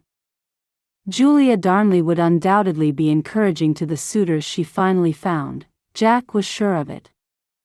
But even the idea that he might have been better received by that young woman could not turn him away from thoughts of Constance Dearborn. He had been drawn to her from the very moment she had been rowed ashore, and he knew that, had she rejected him, he likely would not have made any approach to one of the other young women from England. There was just something about Constance that he recognized. There was something deeper there which might one day bind them tightly together, even if he could not yet imagine what that might be. Standing outside the church watching her approach, Jack felt conflicted. She looked so beautiful in a deep plum-colored skirt and bodice with a dark blue heavy cloak fastened over the top. Her coif was clean, and its whiteness stood out starkly against the dark fabrics of her clothing. Her hair was pulled back at the front but hanging in loose curls down her back, declaring her maidenhood as she tentatively made her way toward her new life. "Are you sure, Constance?" Jack said to her quietly and levelly the moment she reached him. As much as he knew he wanted to marry her, to find out more about her, Jack wanted to be certain that he was not marrying a pressed woman. "I'm sure," she said, and smiled nervously at him. Behind her, Julia Darnley smiled brightly, clearly appreciating his kindness and caring toward her friend.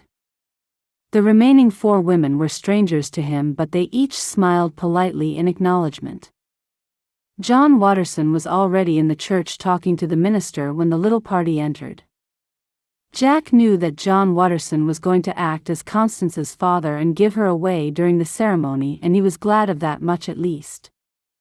Despite the fact that her friends had come with her, Jack had wished for something more for Constance on her wedding day. But the people of Jamestown were going to see so many weddings over the next weeks, and it was understandable that very little fuss was going to be made at the ceremonies. They were to be short, perfunctory, and poorly attended. "Well, you have a nice congregation," the minister said directly to Constance, turning Jack's own thought on its head. "Already this is the best attended of the weddings, my dear." The minister gave her a smile of encouragement that Jack was grateful for. "Thank you," Constance said nervously. "Are we ready to begin?" The minister was a kind man, but clearly astute enough to know that he ought not to linger long over the niceties lest the lady in question lose her nerve. "Yes," Jack said, and looked to Constance, who simply nodded. Within minutes, the service was over. The minister had not overdone things, sticking simply to their vows and little else. By the time it was done, Jack was surprised that nothing felt different. It was as if he was not a married man at all, and even when the minister had declared he might kiss his bride, he did no more than lightly graze her soft cheek with his lips. To see her gratitude that he had not kissed her own lips made him feel suddenly very solemn indeed. At Constance's own request, there was to be no particular celebration. He had offered it and she had politely declined, declaring that she would simply be happy to get on with her new life. But as the party made their way out and Constance kissed her friends goodbye, he wondered what that new life would be. He helped her up into the wagon and climbed up into the seat beside her, nodding at the assorted young women and John Watterson before rattling the reins and urging his horse away. They made the rest of that journey in silence, and Jack realized that he had no idea how it was they would proceed from this moment onward. As much as he hoped he had made the right decision, Jack knew that this day was a very far cry from his first wedding so many years before. Chapter 14. By the time Jack came into their bedroom, Constance was already under the covers with only her face showing. Jack seemed awkward as he made his way across the gloom of a room lit by only one candle and pulled back the sheet and blankets.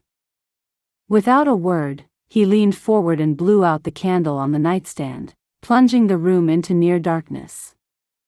Constance closed her eyes tightly as she felt him settling down into the bed beside her, pulling the sheets and blankets over himself until the two of them were cocooned together. They remained motionless for some minutes, Constance hardly daring to breathe. She suddenly felt a great sense of being in the wrong place, knowing that she was beside the wrong man. But there was no way to remedy it in this life, and she knew it. The idea that Russell was thousands of miles away and the knowledge that she would never, ever lay beside him now, was almost too much to bear, and she allowed her tears to flow silently in the darkness, rolling from her eyes and soaking her hair and the soft pillow beneath her head. "I know you are not ready, Constance." Jack's voice in the darkness hardly sounded like him at all. Constance let go of her breath and tried to work out if her new husband was angry with her. She wanted to say something but couldn't think of the words, and she was certain that her voice would give away the fact that she was crying. "I won't force you, I would never do that," he went on, and she was relieved that she could not detect an ounce of anger. "I don't want you to fear me or despise me, Constance, and so I will wait." She could feel some movement beneath the blankets and was surprised to find that he seized her hands suddenly. She almost cried out, but he did no more than give it a brief squeeze before releasing her and turning over onto his side away from her. "Thank you," she said, and even with so few words she could hear the strain and quivering of her own voice. "Good night," he said, and pulled the blankets up closer around his ears as if to put an end to their conversation. "Good night," she said quietly, and similarly turned away from him. Constance knew that she had much to be grateful for, even if her heart was aching so badly. Had she married any other man in Jamestown, that man might not have been so understanding and respectful. Trying not to wonder exactly how long her new husband might be prepared to wait in reality, Constance found her thoughts drifting inevitably to Russell once again. If only she could shake him free from her mind and her heart, perhaps then she would have even the vaguest glimmer of a happy life ahead of her. But this was her wedding night, and here she lay with her back to her husband as he lay with his back to her. This was not the happiest day of her life, as it would have been had her father's fortunes not taken a turn for the worst. But as she lay there thinking of Russell, she could not help but wonder if he had, even for a moment, suffered as she was doing now. If he was a married man, as she was sure he must be by now, had he spent his first night of marriage in that curious solitude that she now found herself in?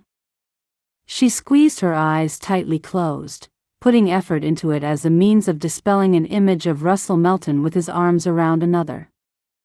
What good would it do her now to even think of it? It was her own life, her own circumstances, which she must now come to terms with. What sense was there in coming to terms with a life that no longer existed? If only she could feel angry with Russell, if only she could blame him for acting as every sensible man would act in turning away from her when her financial straits had become known. If she could at least be angry with him, she might find herself turning back toward her husband, the man to whom she ought to turn to now above all others. As Jack lay in the darkness, so wide awake that he knew that sleep would elude him for hour upon hour, he could feel the gentle movement and unsettled breathing of the woman crying silently beside him in his bed. He knew then that the question he had asked himself outside the church had been answered. Constance was not crying because she feared him, and she was not crying because she feared that one night which would finally declare her a married woman. She was crying because of her loss, and it was a loss that he now realized with absolute certainty. His new wife, that woman who he had hoped would ease the loneliness of several years' standing, was mourning the loss of love. He did not know whether her man had died or rejected her, or any one of 100 circumstances which meant that Constance could no longer be with him. But he knew that the source of her anguish on that night was her love for another man. He knew the pain of the loss of true love because he had felt it himself. It has been many years since he had first suffered it, but he could remember well how its devastation had quietly threatened to stop his world turning. Jack wanted to tell her that he understood, that she need not even speak of her pain because he knew it. He wanted to lay an arm around his new wife and comfort her in the darkness and tell her that she would recover one day, that peace and contentment would once again be hers. But he had promised to leave her to herself, and he had heard the gratitude and relief in her voice. Why would she think that any physical move from him now would be anything other than self-serving? But as much as Jack felt deeply for the loss he now assumed his wife to have suffered, he also began to wonder if his own life would ever be complete again. He knew that he had certainly got ahead of himself with ideas that he and Constance would be quick to happiness, even though the haste of their marriage alone would sensibly suggest otherwise. But now he knew for certain that the road to happiness, if one did indeed exist for the two of them, would be a long and winding one with much upset along the way. If only he could have chosen a woman who had not already experienced love, he might have found himself with a greater chance of feeling that love once again for himself. And yet he knew that he had chosen her for that very reason, albeit subconsciously. He really had recognized her loss, and, even if the man she loved still lived as his old love did not, he had recognized that pain in her eyes as one that he had felt himself. He had seen a kindred spirit, and it had galvanized him into action. He had been determined to marry Constance Dearborn from the very moment he had seen her step ashore, and he knew that his continued loneliness would be the price he paid for that determination. All he could do now was wait and hope. He knew he must never blame Constance for her reticence and detachment, for she could no more help it than he could have stopped himself from being drawn to her in the first place. And so, waiting and hoping was what he would concentrate on now. And waiting and hoping was certainly more than he'd had just days before. Chapter 15. What are you making? Jack asked when he woke from his doze in the armchair in the sitting room. He'd worked hard that week, finding himself outside of the house more than he was in it. He always took a complete rest on Sundays, leaving what little needed to be done on that day to just one or two of his farmhands. But his determination to keep working as a means of distracting his mind from his cares had exhausted him physically, and he had found himself nodding off halfway through the minister's Sunday sermon. Had it not been for a gentle touch on his upper arm from Constance, he might well have embarrassed himself by snoring. For the rest of the sermon, he allowed himself to be diverted by the fact that it was the first time his new wife had voluntarily touched him since they had been married. He knew he was simply goading himself with such a thought, for he was certain that things were not quite as strained as they had been in the beginning. Although he had kept to his word and fully intended to for as long as was necessary, he had noted the dwindling tension every night as the two of them had climbed into bed. Constance was relaxed enough now to be able to sleep rather than remaining so taut that he could feel that very tension through the mattress, even though they were far apart enough to never touch, not even accidentally. It was slow enough progress, but still he knew he should choose to see it as progress. "I'm making a patchwork quilt," she said, and held up a small but neat piece of sewing. "Ursula Grant brought me some scraps of fabric when she called on me the other day, and it gave me the idea to start sewing again. If there's anything you need, just tell me. There is money for you to use, and if you need needles and thread and what have you, I'm sure they will be easy enough for the merchant to get hold of." "Thank you. Mrs. Grant brought me out a few bits and pieces, so I certainly have enough to be going on with. But I might need some more materials in time if I am to make a quilt large enough for the bed." "Whatever you need," he said, and smiled, wondering if there was any significance to the fact that one of her first home improvements had been intended for their bedroom. He knew he was reaching, for she had already made other improvements, not least of all, managing to find a vase from somewhere which she had filled with sprigs of berry-covered fauna. No doubt when the summer came, that same vase would be filled with bright seasonal blooms. It was a small thing, but it had already made the house a little homelier and gave him the idea that perhaps all that really was needed was time and patience. But he knew even as he thought it that his opinion would sway again until he believed that the two of them would never find some common ground. "I suppose by the time I have finished it will be summer and we won't need the extra warmth." Constance laughed just a little, and he felt his eyes widening. Thus far, she did not strike him as a woman who laughed spontaneously, but what did he really know of her? With the idea that he should find out at least a little more, he began some gentle questioning. "Did you do much sewing when you were back home in England?" he began innocuously enough.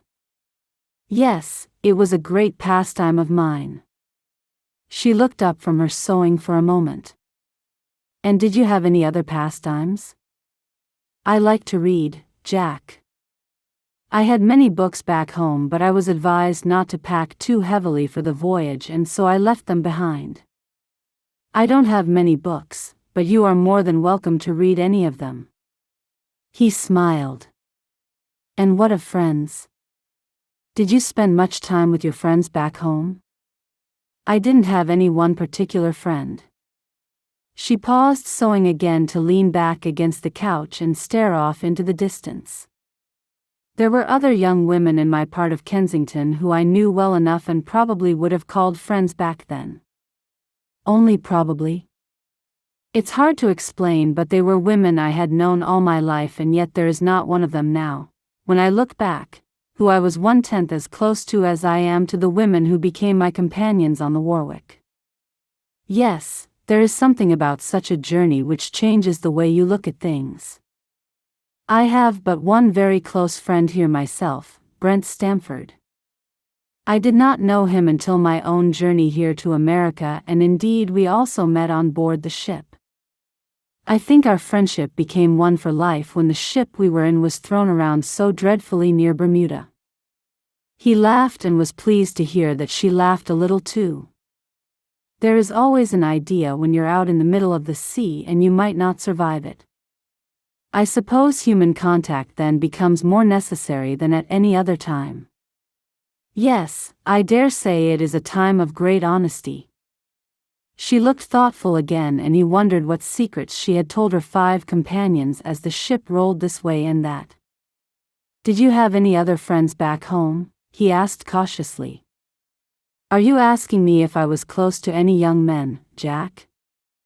She looked across the room at him with such an unwavering and intense gaze Jack felt as if he had been turned upside down. "Yes, I suppose that is what I'm asking. But I am likely not asking for the reasons you might suspect I am." "Is that so?" she said, and he couldn't read her mood. "Perhaps you think me a jealous man who wants to be sure that you have never known any man in your life. But that is not the case, Constance." "Then what is it?" Her gaze was still unrelenting. "There is a sadness about you which goes beyond separation from family. I cannot help but think that you have been separated from somebody you love. Separated either by circumstances or death. Forgive me, but I know both the separation from family and the separation from a loved one, and I think I can recognize it in you. I was separated from somebody I love. I was separated by circumstances, not death. But I am bound to say that if I had been separated by death, I am not sure that it would have felt worse. Indeed, it's all separation," he said, and felt pleased that they were at least talking. "May I ask what happened?" "Yes, I see no reason to keep the truth from you if you will not be made angry by it." "There is no reason for me to be angry, Constance." "Then I will tell you a tale that you will likely be familiar with, for it is no worse than what so many people suffer." She set her sewing aside altogether, laying it down on the seat next to her on the couch. "I was very much in love with a young man called Russell. I believed him to feel the same and have no reason to suspect that he didn't. But when my father's fortunes took a turn for the worst, it was impossible for Russell to marry me without a settlement. He needed the funds. I do not think he needed them for survival, Jack. But his family were doing well, and they had ideas of maintaining that good fortune. And then another young woman with circumstances more pleasing than mine came along. I dare say you can imagine the rest." "He broke your engagement for somebody else?" Jack said, and felt a mixture of things. He felt sorry for Constance and her broken heart, and he felt angry at the selfish young man who had chosen profit over love. Despite the fact that he was hearing the very thing he had feared, Jack was strangely glad to be hearing it. This was the most they had talked on personal subjects in the 2 weeks of their marriage, and although he did not particularly want to hear it confirmed that she truly loved another, he felt closer to her somehow, as if she trusted him enough to tell him. If only he could rest on that and not contemplate her beauty as she sat there in the blue bodice and skirt he had first seen her in down at the wharf. If only her soft brown hair did not seem to cry out to be touched, and her pale pink lips were not quite so enticing. "We were never engaged," she said in a quiet voice. "But I had reason to believe that we would be married in the end. We had talked about it, you see, and Russell had declared his love for me in the weeks before my father's circumstances became known. You must have been devastated when he told you he could not marry you." "He never did tell me." She paused for several moments, and Jack wondered if she would go on. "Although he had avoided me for some time, I did not know truly that I was cast aside until I read of his engagement in the newspaper." "I see," Jack said, not wanting to let his distaste show at that moment and cause her any embarrassment. What sort of man behaved in such a way? And yet, even as he asked the question of himself, he knew that there were many who would act in such a way and do so without a moment's conscience or regret. If only that poor young woman could concentrate upon anger and indignation, she might be able to forget the pain and loss. Surely, a man who would be so determined for money that he would forego a beautiful young woman like Constance was not worth any woman's tears. The truth is that there were only a few short weeks between my realization that I had been rejected and my setting sail for America. "I see. He could not imagine what she must have gone through. Certainly not time enough to heal. Perhaps even not time enough to know whether America was what you truly wanted. My father didn't force me, but he made it very clear that this was what he wanted. I'm sorry to hear that, he said genuinely. It strikes me that you suffered enough without having to come here. You must not think that I am not grateful to you for everything that I have now. The truth is that I would never have made a good match in England now, not when so many people had expected me to marry Russell and knew of my regard for him. And of course, with my father's dwindling circumstances, it was clear that he would not be able to settle all three of his daughters. I love my sisters dearly and am pleased to note that they will likely marry the young men with whom they are currently greatly in love. I am not bitter about that, I am relieved. If nothing else, I have spared my sisters the same pain. Then you have done them very proud, Constance. Even if it was not entirely by choice. In the end, I dare say it was Russell's decision which finally forced my hand.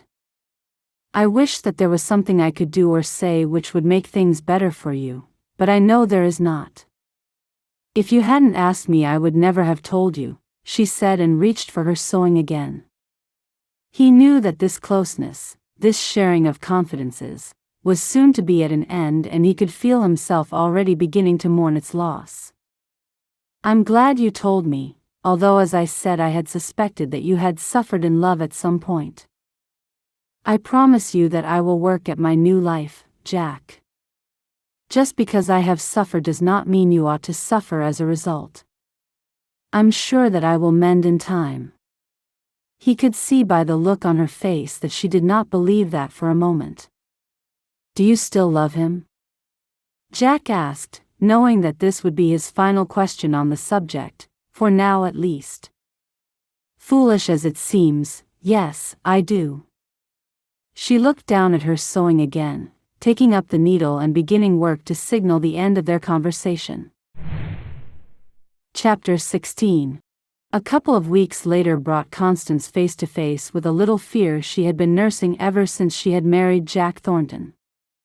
Now that she had entirely come to grips with the house and had put her housewifery skills to very great use, it was clear that she had a little extra time on her hands. And now that she was settled in her routine, Jack asked her to help him with the early morning milking of his small herd. He was looking to increase his herd to a greater size once his wife was able to provide more assistance in the milking, and so it was with a heavy heart that Constance agreed.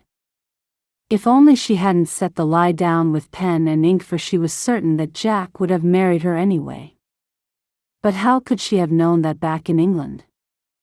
When she had been so determined to grasp at a life of her own in reaction to the news that Russell was engaged, she would have said just about anything. But now, as she fastened her apron over the simple shift dress she had taken to wearing as she undertook her daily chores, Constance hoped and prayed that milking a cow was a far less complicated affair than she was beginning to imagine it was. I've already brought them down from the cattle shed and into the milking shed, Jack said conversationally as the two of them walked side by side, crossing the large yard between the house and the outbuildings.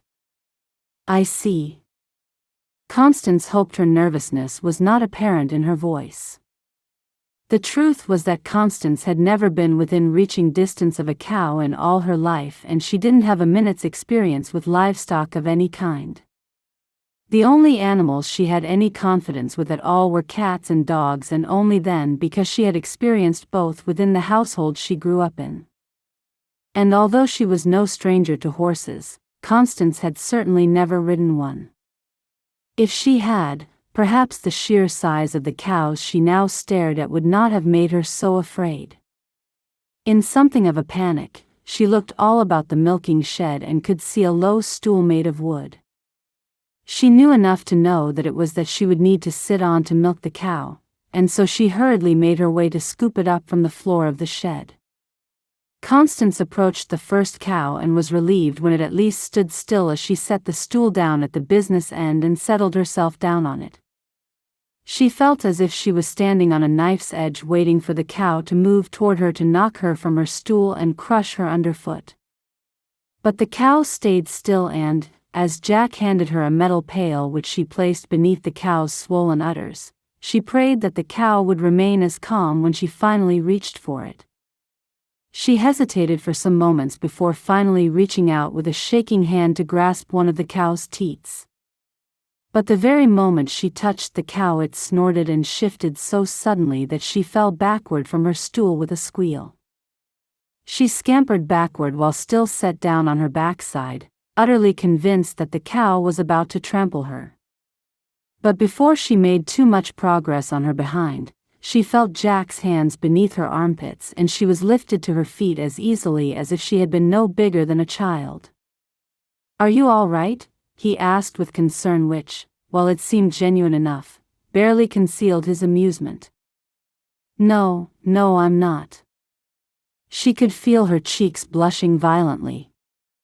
"Oh, Jack, I have never milked a cow in my life," she said, and she felt his laugh before she heard it. He still had his hands on her, although they were now rested a little on her sides as she faced away from him, and she could feel a little convulsion in them before the laughter itself truly erupted. She turned sharply to look at him as he threw his head back and roared. "Jack, it's not funny." "Oh yes, it is," he said and continued to laugh despite her protestations. She studied him for a moment and, though determined to remain unamused herself, she found herself a little mesmerized by the way that true merriment changed him. It was true that he was handsome before, even when he was pensive and thoughtful. But now, as he laughed and seemed to be existing only in the moment, he looked younger and more handsome than ever. His blue eyes sparkled and the skin around them wrinkled pleasingly. More than once he tried to gather himself only to collapse into laughter once again. "I know I should not have written down that I had dairying experience, Jack, but I do wish you wouldn't tease me." "It doesn't matter," he said and began slowly to return to himself. "It does matter. I should have stated my skills exactly and not made wild claims." When he said nothing but just smiled at her, she went on. "It's just that I thought I would need to have something beyond housewifery skills and knitting and sewing to recommend me." "Well, you did not need anything further to recommend you to me," he said and seemed serious for just a moment before starting to chuckle again. "And I already realized that you would have had no experience with livestock, Constance. Growing up in Kensington with a father in trade, I can't begin to imagine when it was you would have needed to milk a cow." "You knew all along?" "I did." "And so, you thought to teach me a lesson for my lying?" "No, I just thought to have a little fun with you. A little game." He grinned at her in a boyish way. "To cheer you as much as to cheer me, really?" "Well, I am not cheered by it." "Not even just a little?" he asked and started to chuckle again. "Perhaps if you had seen what I had seen you might be more amused." She closed her eyes for a moment and imagined exactly what she might have looked like flying backward from the little stool and scampering across the rough ground of the milking shed on her behind, and finally she gave in. Constance started to laugh and held both hands to the hot skin of her face. There really was no malice in Jack Thornton, and if he had sought to break the little spell of sadness which seemed to have held them for the last weeks since she had told him she loved another, then perhaps he had done a good thing. "I suppose I ought to just be relieved that you are not angry with me for claiming to have skills I do not possess." She was still laughing a little. "I did say to you that your skills were neither here nor there, didn't I?" "You did." She nodded in agreement. "And you also said that any skill could be learned." "Do you mean?" He raised his eyebrows and looked dubiously back at the disgruntled cow, who was now growing a little impatient at having to wait to be relieved of the burden of an udder full of milk. "Yes, I do mean." She laughed again, but this time a little nervously. "Now that I am a farmer's wife, I ought to at least know how to milk a cow." She looked at him with grim determination. "Very well," he said with an intrigued smile as he moved around her to lift the upended stool and place it back next to the cow. He set off across the milking shed and returned with another empty pail, only he turned it upside down and set it behind the stool. "Right, well, take a seat." He pointed, his face still creased with amusement as Constance settled herself down again on the little stool. She had not been expecting him to sit so closely behind her, not even when she'd seen him put the pail down. But sit down he did, and she could see his knees at either side of her as he drew in close, his thighs encircling her own. "First things first, you'll need to warm up those hands of yours," he said and laughed. "These ladies are rather sensitive to cold hands." "Oh, of course." She felt foolish at the realization that it was her cold hand on the cow's warm skin which had caused it to complain and shift. She hurriedly rubbed her hands together and began to blow warm breath onto them until they had warmed up a little. "Is this enough?" she asked uncertainly and felt a little swirling sensation in her stomach as he reached around her and clasped her hands in his own. His felt a little cooler to the touch, but then he hadn't been rubbing them together and blowing on them for some minutes. "Yes, they are warm enough," he said, but still held on to her hands. Leaning over her shoulder, his breath warm against the side of her neck, he gently guided her hands to the cow's udder. "Like this." And as he helped her, Constance was amazed to see milk finally splashing down in a thin and sporadic stream into the bottom of the metal pail. "Oh, I'm doing it. I'm milking a cow," she said excitedly, strangely amazed to be learning a skill she had never imagined she would learn before. "You are most certainly milking a cow, Connie." He laughed. There was something about the moment which made her feel more alive than she had done for a very long time. It might have been the way he called her Connie for the first time, or the way that he was leaning so closely against her, his laughter rich and warm and something she could feel inside her own chest as if it were her own laughter. Perhaps it was his hands on hers on that cold morning as the sun was just beginning to rise in Jamestown. Or perhaps it was the thrill of learning something new. Whatever it was, Connie was grateful for it. It was a respite from her own heartbreak and a little glimmer of hope that she would one day recover from the pain she had carried for so long. And whatever it was, she would enjoy it while it lasted. Chapter 17. How are you settling into life here, Julia? You always ask about me and you never have any complaints yourself, Constance said some weeks later when the two women sat in the sitting room drinking tea. I have no complaints at all. Things could not be better, could they? Here we are still allowed to be friends and spend time together. We have both done well, haven't we? Julia smiled as she always smiled. I must say I am relieved that Jack encourages me to keep my friends. But we talked some time ago about the importance of the friendships we make on journeys such as the journey we have all made, and I'm glad now that we did talk so deeply about it. He's a nice man, isn't he? Julia said, her pretty face full of romance as it always was. Yes, he's a nice man. Constance finally knew it to be true. There was not one moment of the time she had spent with her new husband that had led her to suspect that he was anything other than a good man. And what about the milking? Is he still helping you with your dairy skills? Julia raised her eyebrows and laughed. When Constance had told her the tale some weeks ago, Julia had laughed heartily. And when Constance had told her how Jack had practically held her in his arms as he tutored her on the skill of milking, she thought the poor woman would faint from the romantic notion. I am more or less able to do it myself now, and for the most part Jack simply hovers in the milking shed to make sure the cows are behaving themselves. Constance laughed. But I am determined to be at ease with it sooner rather than later. I bet you never thought in all your life before that you would learn how to milk a cow. Not in the heart of Kensington, no. Constance laughed when she remembered quite how it was that Jack had rumbled her in the first place. What a ridiculous claim to make when she was giving the full circumstances of her life and mode of living in the first place. What person in the heart of town milks cows? Are you beginning to adjust to life with Jack? Julia asked, quietening down a little. I think I am beginning to adjust to the idea that I need to invest in my life. I still love Russell, but I have to remember that my life will never be with him.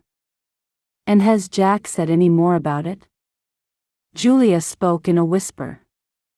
Since the two women had discovered each other again and spent a little time together with the blessing of their respective husbands, Constance had found herself a little more open in discussion than she had once been. She had given Julia every detail of the conversation she'd shared with Jack when she had admitted that she truly did still love another man. She had even gone as far as to tell Julia just how patient Jack had been with her and how he continued to be so. She wished she knew more about Julia's husband, George. But beyond knowing that he was a handsome man and a successful planter, Julia had given her very little details. Still, they had only been married for 3 weeks and Constance realized that, thus far, there might be very little to tell. No, he's been kind enough to say nothing about it since. But I see him looking at me sometimes and I wonder if he thinks about it. He probably does think about it, Constance. After all, I do believe he's been very taken with you from the beginning. You caught his eye so quickly and he didn't even take a moment to look anywhere else. I know of many of the men here who have studied the lists of our abilities very closely and looked over more than one lady before settling. I'm very lucky to have Jack, I see that now. To be truthful, I think I have known that from the beginning. Perhaps given time I will shake myself free of the chains of my past and move on into my future. I would like to do that much for Jack's sake if not mine. But love is not something you do for somebody else's sake, it must be for the sake of you both. Julia smiled, and Constance laughed. If you live to be 100 years old, Julia, I'm sure you'll still be the most determined romantic in all the world. I hope so. Julia reached for her tea. But while I wait to hear of your blossoming romance, I will gladly make do with your contentment at the very least. Constance thought of contentment and wondered if she was finally beginning to find a little. She had awoken that morning even before Jack and had wandered out into the kitchen to boil water for tea. Winter was beginning to loosen its grip on Jamestown and, despite the early hour, Constance could see the changing quality of the night sky which spoke of the morning that was soon to be upon them. As she waited for the water to boil, she had peered out of the window and watched the changes. By the time she had taken her first sip of tea, there was a wintry orange glow and she knew that the sun would soon be up. She'd enjoyed that slice of quiet time before work began, before Jack arose. And with that quiet time had come the strangest sense of peace. Not only peace, but perhaps even a little optimism. She realized that she was looking forward to her day, even her work. Of course, she knew that she would be seeing Julia and she was certain that had done much to lift her spirits. But she was also certain that Julia's impending presence could not account for it all. There was the idea that her feelings toward Jack were beginning to warm a little. He was a nice and handsome man, it was true, and, even though a little rougher around the edges than the men of her station back home, she knew that life in the colony without the civilizing influence of enough women likely had much to do with it. But in the end, did any of that matter? Was this not a new world with different ways? Surely the people who had chosen to come here in the first place had, to varying degrees, decided to leave England and her ways behind them. She wondered if it had been that way for Jack and realized that she had never asked him much about the circumstances he had been in when he had come to leave England so many years before. Maybe she should. Yes, contentment, Constance said and nodded enthusiastically. I can assure you as I sit here now, Julia, that I am certainly much more contented than I was when we first arrived here. That is progress, isn't it? That most certainly is. Julia raised her teacup in a mock toast. Chapter 18. Have you been awake half the night? Jack asked when he appeared in the milking shed at the regular hour. Not quite, but I had an idea that I would milk the herd on my own and be back inside the house in time to feed you, she said with a self-deprecating laugh. Although it would seem that your breakfast is going to be a little late this morning. When he had woken that morning, Jack had immediately realized that his wife was absent from their bed. Even though they still slept with that distance between them, he realized he had become accustomed to her presence there beside him nonetheless. He could lay contentedly in the darkness and almost be able to sense the warmth of her skin, its very softness, even though he wasn't touching her. And without her there, despite the formality of their nocturnal relationship, still he felt the loss of her. But to go outside and find her so determined to master the skill she had boldly claimed as her own on leaving England, Jack found himself pleased, relieved even.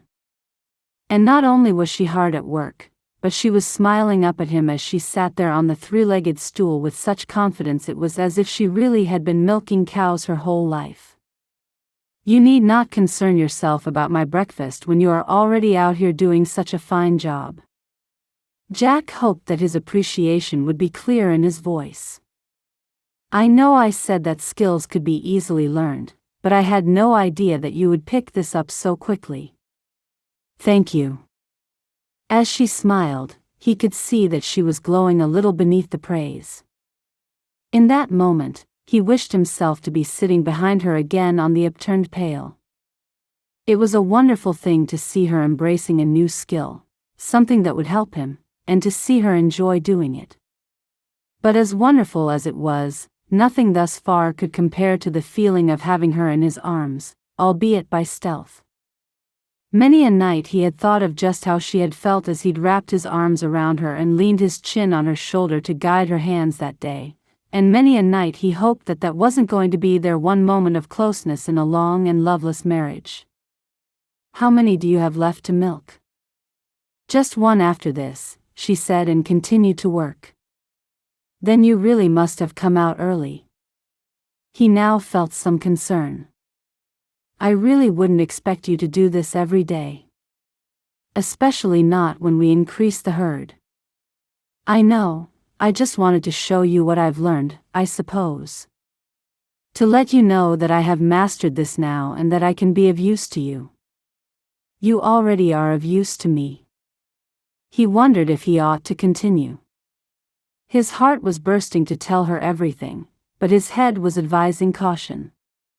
For all he knew, she still loved another. And your presence here is much more to me than whatever skills you bring, he said, settling for a watered-down version of what he truly felt. Now that winter was turning into spring and he felt a certain familiarity and ease developing between them both, Jack realized that he had not only begun to fall in love with his wife but that he was already in love with her. If he was honest, the act of falling in love had begun the moment he had set eyes on her and seen that quiet, dignified sadness. That well-hidden vulnerability that he had recognized from across the wharf. Well, since I declared myself to be experienced in dairying, I thought I ought really to deliver on that claim.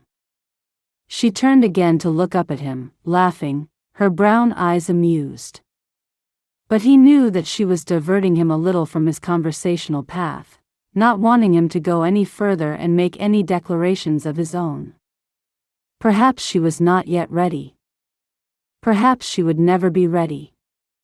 When she turned her attention back to the task at hand, Jack stared at her back. She had tied her thick brown curls at the back, pinning them into a loose bun to keep them out of her way as she worked.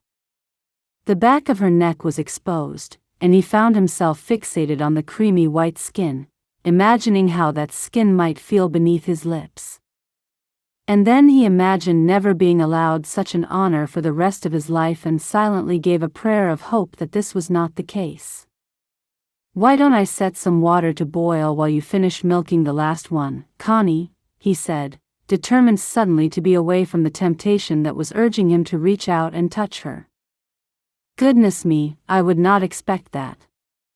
She sounded amusingly distraught. "Before you came here to this wonderful country, I had more or less learned how to boil water for myself."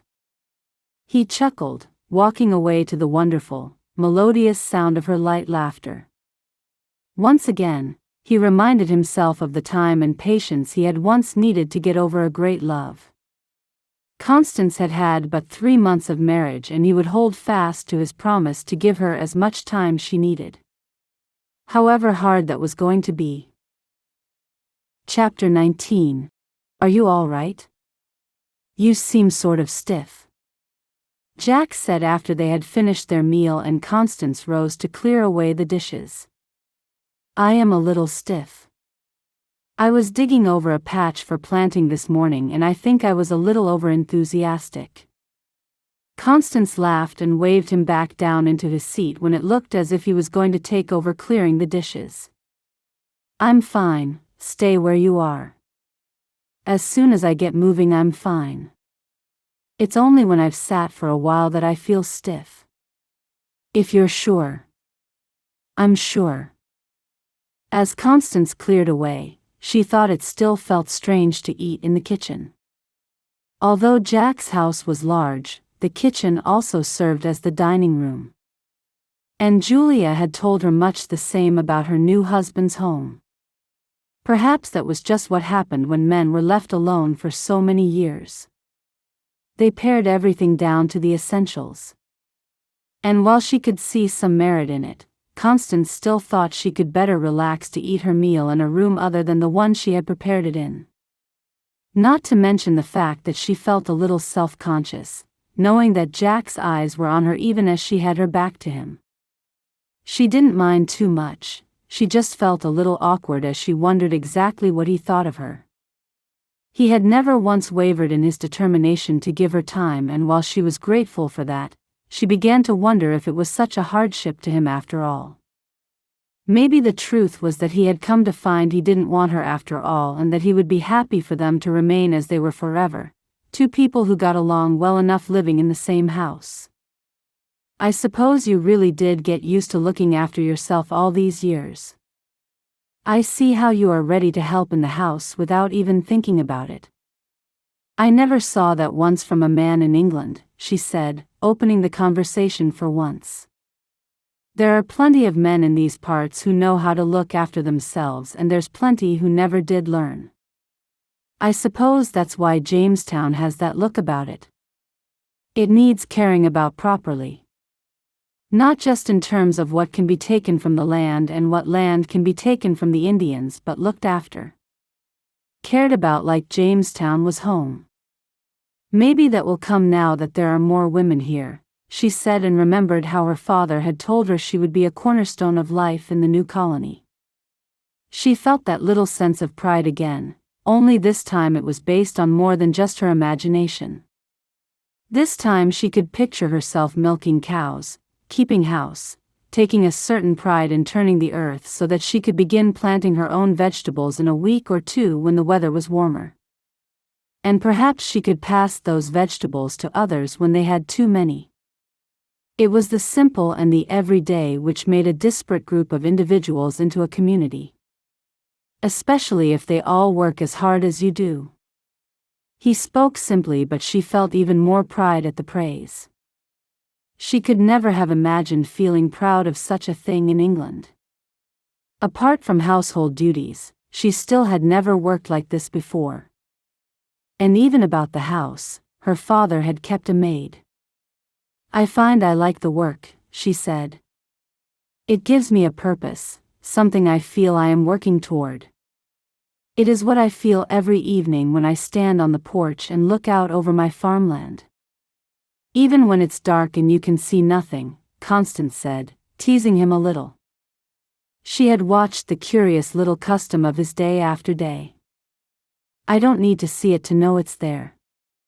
I can feel it, he said, and his voice was low and quiet, almost a whisper. As Constance dried her hands on the dishcloth, she turned to look at him. He looked like a contented man as he sat thinking about his farm and his home, and she realized that she was beginning to understand a little of that feeling.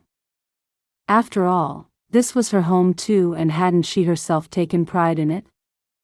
Setting out winter leaves in a vase, making a bedspread in bright and pretty fabric, taking a small piece of land to grow some vegetables and herbs for their own use instead of for sale. Yes, she understood the unexpected contentment such occupations provided. Is that what brought you here to America in the first place, Jack? The idea of creating something from nothing, she said, finding she wanted to know more. No, it was nothing so optimistic. He looked down at the tabletop for a moment, studying his hands as they laid upon it. James looked clean and neat as he sat at the table. Even after a hard day's work, he always made sure that by the time he sat down with her to eat that he had washed and changed out of his work clothes. And Constance had come to appreciate his effort, even though she could easily recognize that it was a habit formed of many years rather than a move to impress her. Jack Thornton had some standards, and it seemed likely that he would not let go of them easily. What a strange thing it was to be married to somebody already before you had begun to fix on any little point of their character. But then when you had been married within a week of meeting, that was undoubtedly unavoidable. You did not want to come? Constance asked and wondered if she ought to continue. There was a sudden deep sadness in Jack's eyes, and she did not know if she really wanted to dig until she reached the bottom of it. For the most part, Jack was a charming and seemingly happy man. Did she really want to take him back to a time where he clearly had not felt the same? Was that fair simply to satisfy her own curiosity? It was not so much that I wanted to come here particularly, it was just that I could not stay in England any longer. I see, she said quietly, not seeing a thing. I'm originally from Hertfordshire, he said. Constance silently settled herself back down on a chair at the table. My father had a large and thriving farm there, larger than this even, he went on. And I was fortunate enough to come from such a family with a few household staff and enough funds to educate me well before I learned the skills of the farm. That is a very thorough upbringing indeed, Constance said encouragingly, and could see that he still looked downcast. I am the oldest of two brothers, and the farm was large enough that we would have taken it on between us when the time came. It would have supported us both and our wives. That is very fortunate indeed. But then something happened, and I could not stand to be where I was any more. What happened? She asked in a near whisper. I was married early, at just 19 years old. And my wife, Emily, was just 18. She was also from a farming family, and moving from her home to ours had been an easy thing for her. Within weeks of us marrying, we discovered that Emily was expecting our first child.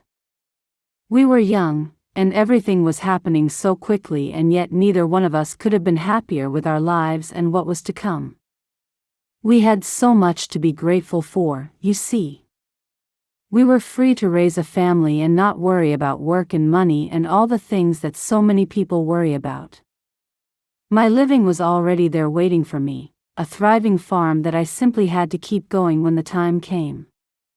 There would be no building anything from scratch for me, and, being a lazy sort of a boy, I rather liked that idea. What boy would not? Constance smiled warmly at him, though she could never imagine him as lazy. Indeed. He laughed briefly, but it was not his customary laugh. But my Emily died giving birth to our son. She barely lasted long enough to look at him before she closed her eyes for the last time. Constance remained silent, not trusting herself to speak. What could be said to soothe such a terrible sadness?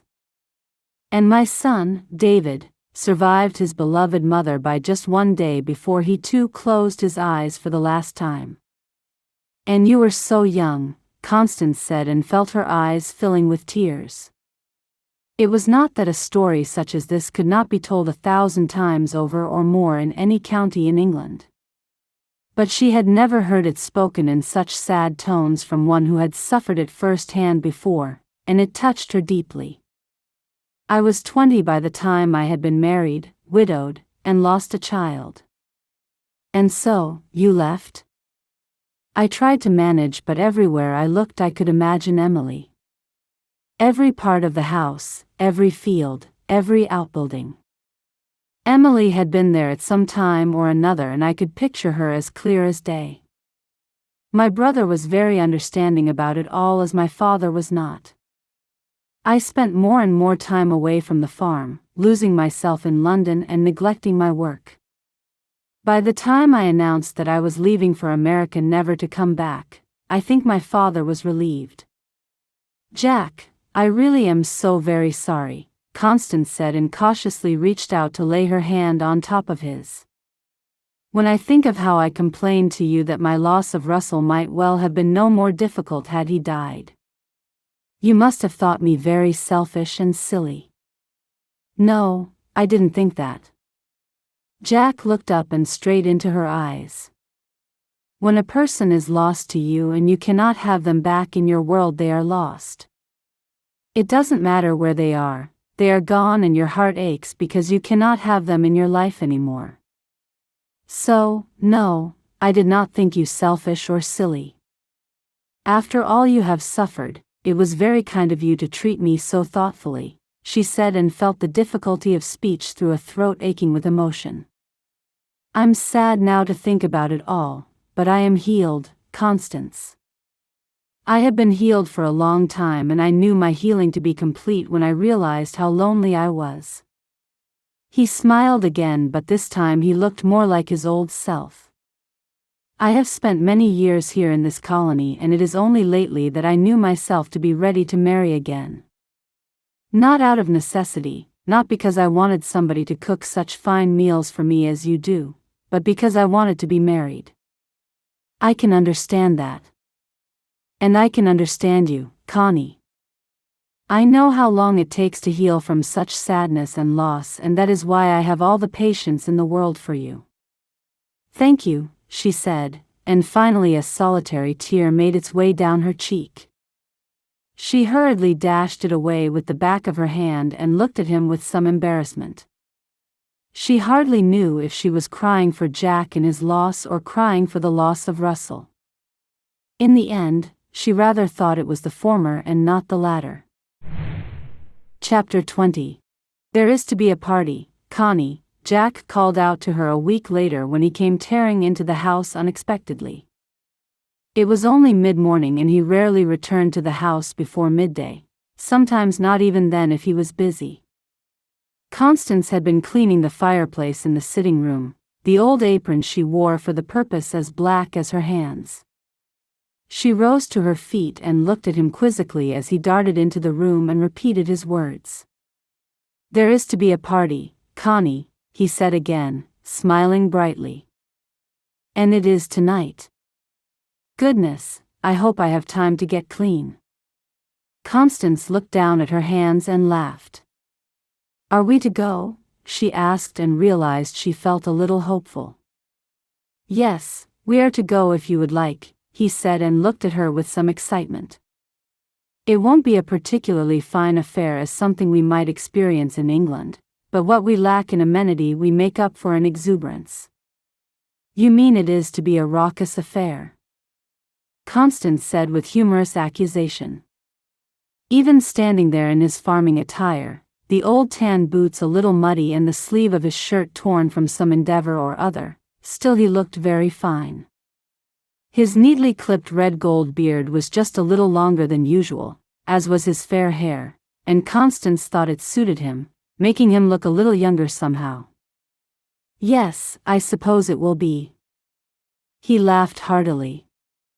But one of the English ladies is extraordinarily good at making strong ale, and it appears she has overdone it somewhat, and there is enough for all to enjoy. Where is the party to be? There's a large wooden hut down in Jamestown which the officials use for their meetings and what have you. For the most part it's wasted by them because it is so large and they are so few, but it is there for all of us to use, and so that is where the festivities will be held tonight. What time?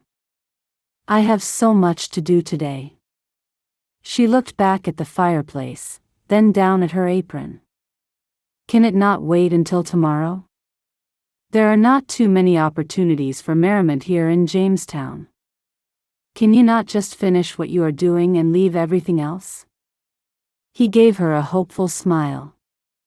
After all, that is exactly what I shall be doing.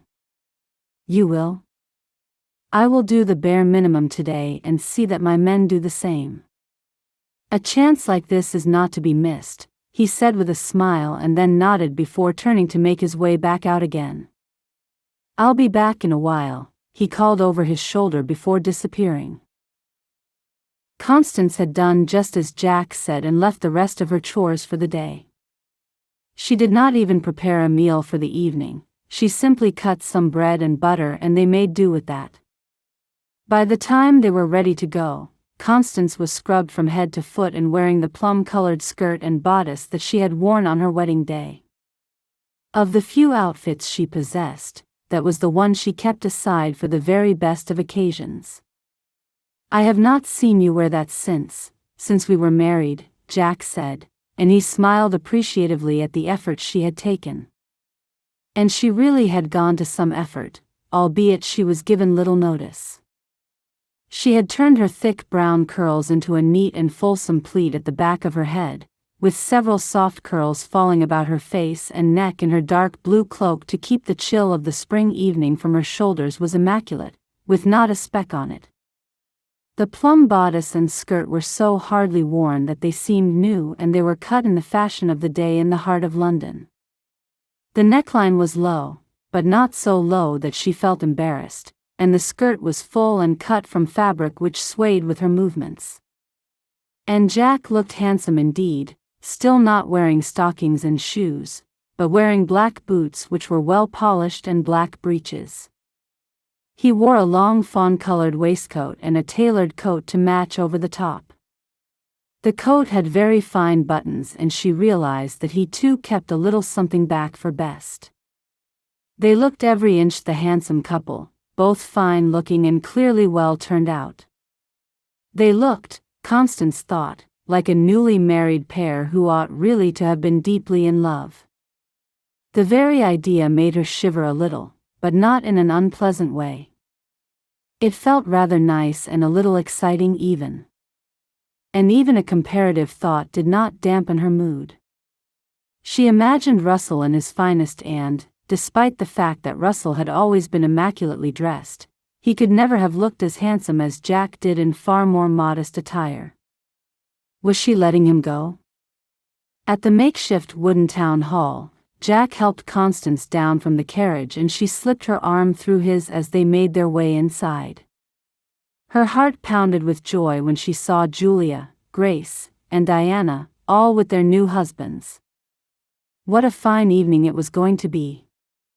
If only Anne and Caroline had been there too, but neither one was yet married and had perhaps decided to stay away. Well, shall we dance? Jack turned to look at her. Oh, yes please, she said and felt like a girl again. But before he could lead her to the dance floor, she felt a hand on her arm. Oi, I saw her first, mister. Came a gruff and somewhat uncultured tone. And along with the tone came a smell which reminded Constance somewhat of the space between decks where they had slept on the Warwick. The between deck as it was known.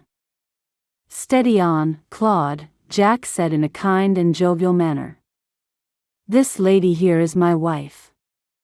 Your wife?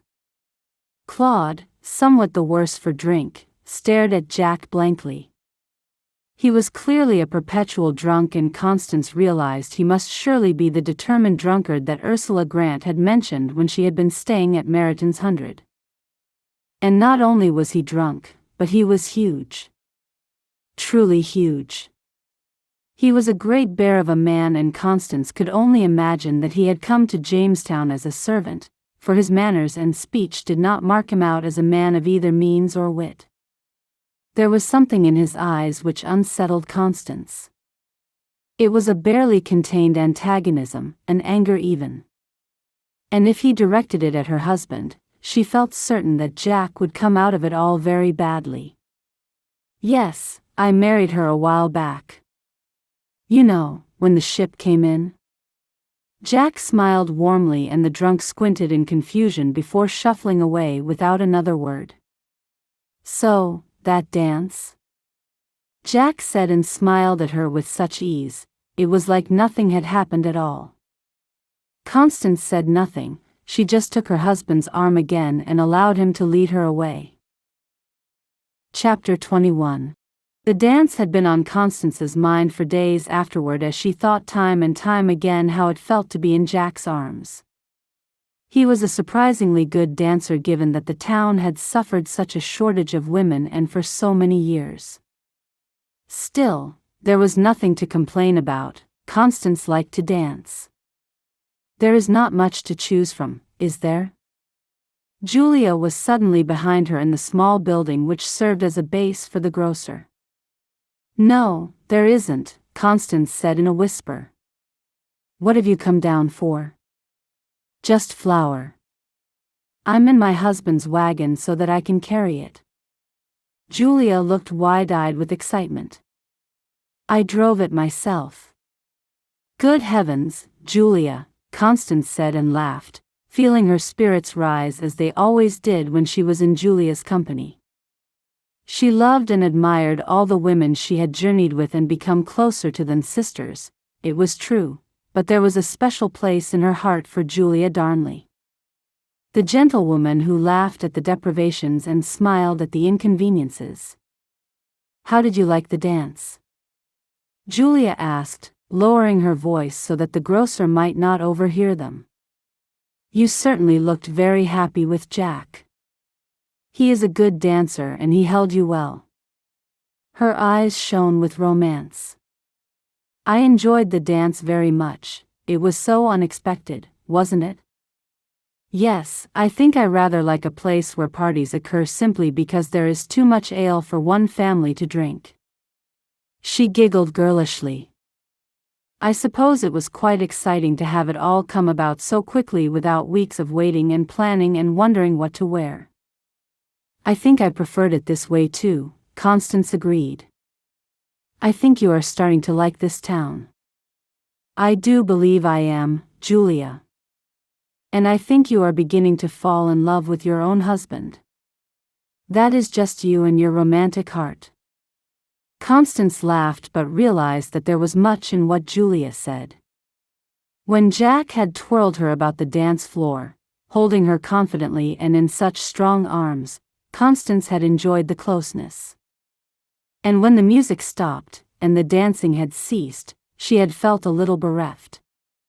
And at night, when they had climbed into bed as they always did, that little patch of ground between them that neither one ever crossed, it felt wrong for the first time. Constance had wanted to reach out and at least take his hand or touch his hair or some little act that would let him know that she was beginning to feel different. She knew that she had not thought of Russell Melton as much of late, and even when she did, she could truly say that the pain was nowhere near as intense as it had been. And perhaps even the rosy tint through which she had always surveyed their situation had deserted her somewhat. Although she did not concentrate upon it fully, she began to see Russell's behavior through Jack's eyes.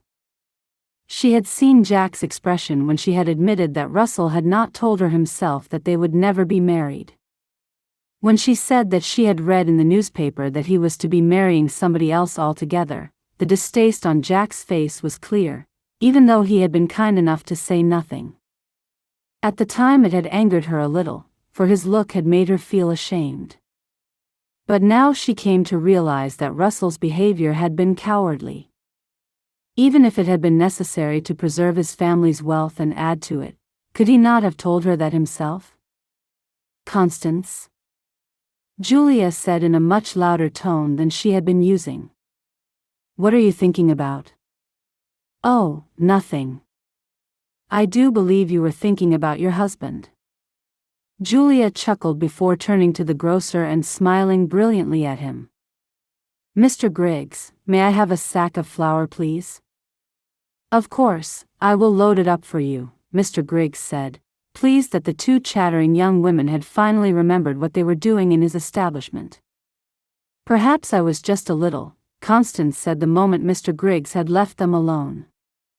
"I do feel different, but poor Jack has gone through so much in his life that I would not want to declare it only to have to disappoint him later." "Very sensible, my dear.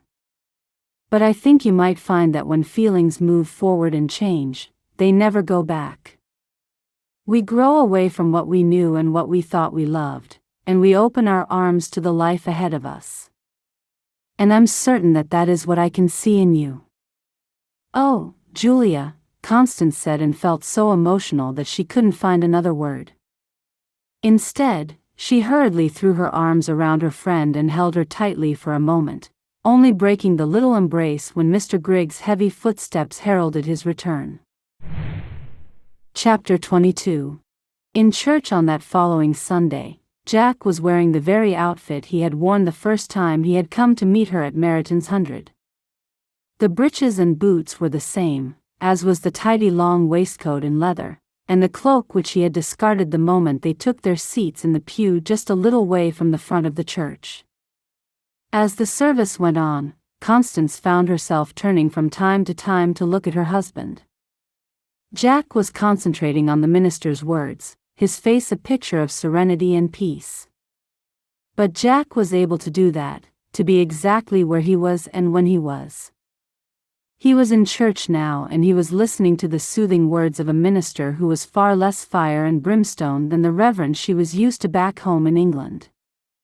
There was much comfort to be taken from that man's words, and she could see that her husband was doing just that.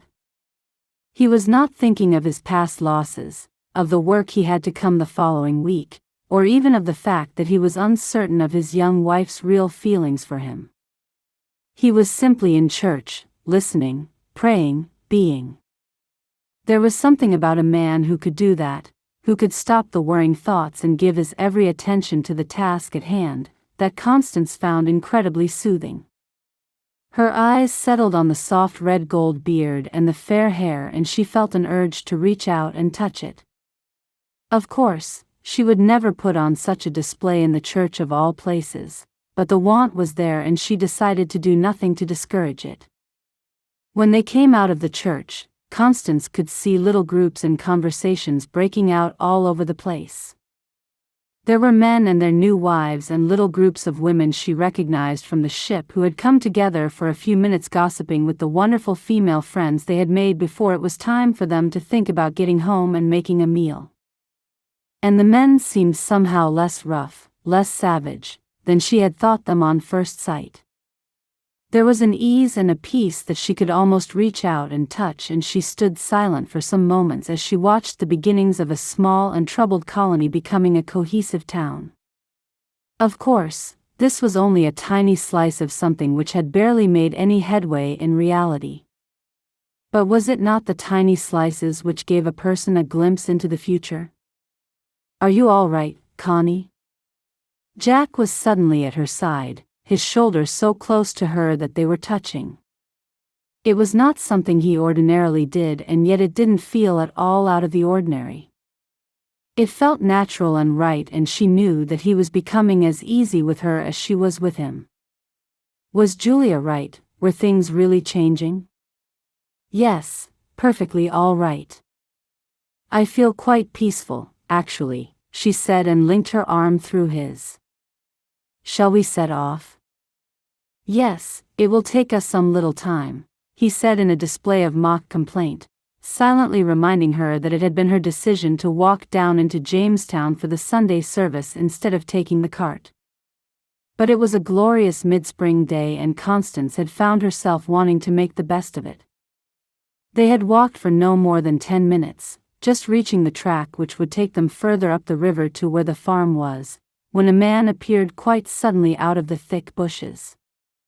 Constance's eyes widened as she recognized with ease the town drunk, Claude. It was no surprise to her that he had not been in church, for she had never seen him anywhere but that one night at the dance. "Good morning to you, Claude," Jack said and smiled at him. "How are you?" "I saw you at the dance," Claude said, clearly even drunker than he had been on that night. He was looking directly at Constance as if Jack had not spoken at all. "And you thought yourself too good for the likes of me, didn't you? With your fine skirts and your fancy hair. What now, do you still think you are too good?" "Goodness me, I had never thought anything of the kind." Constance began to feel afraid.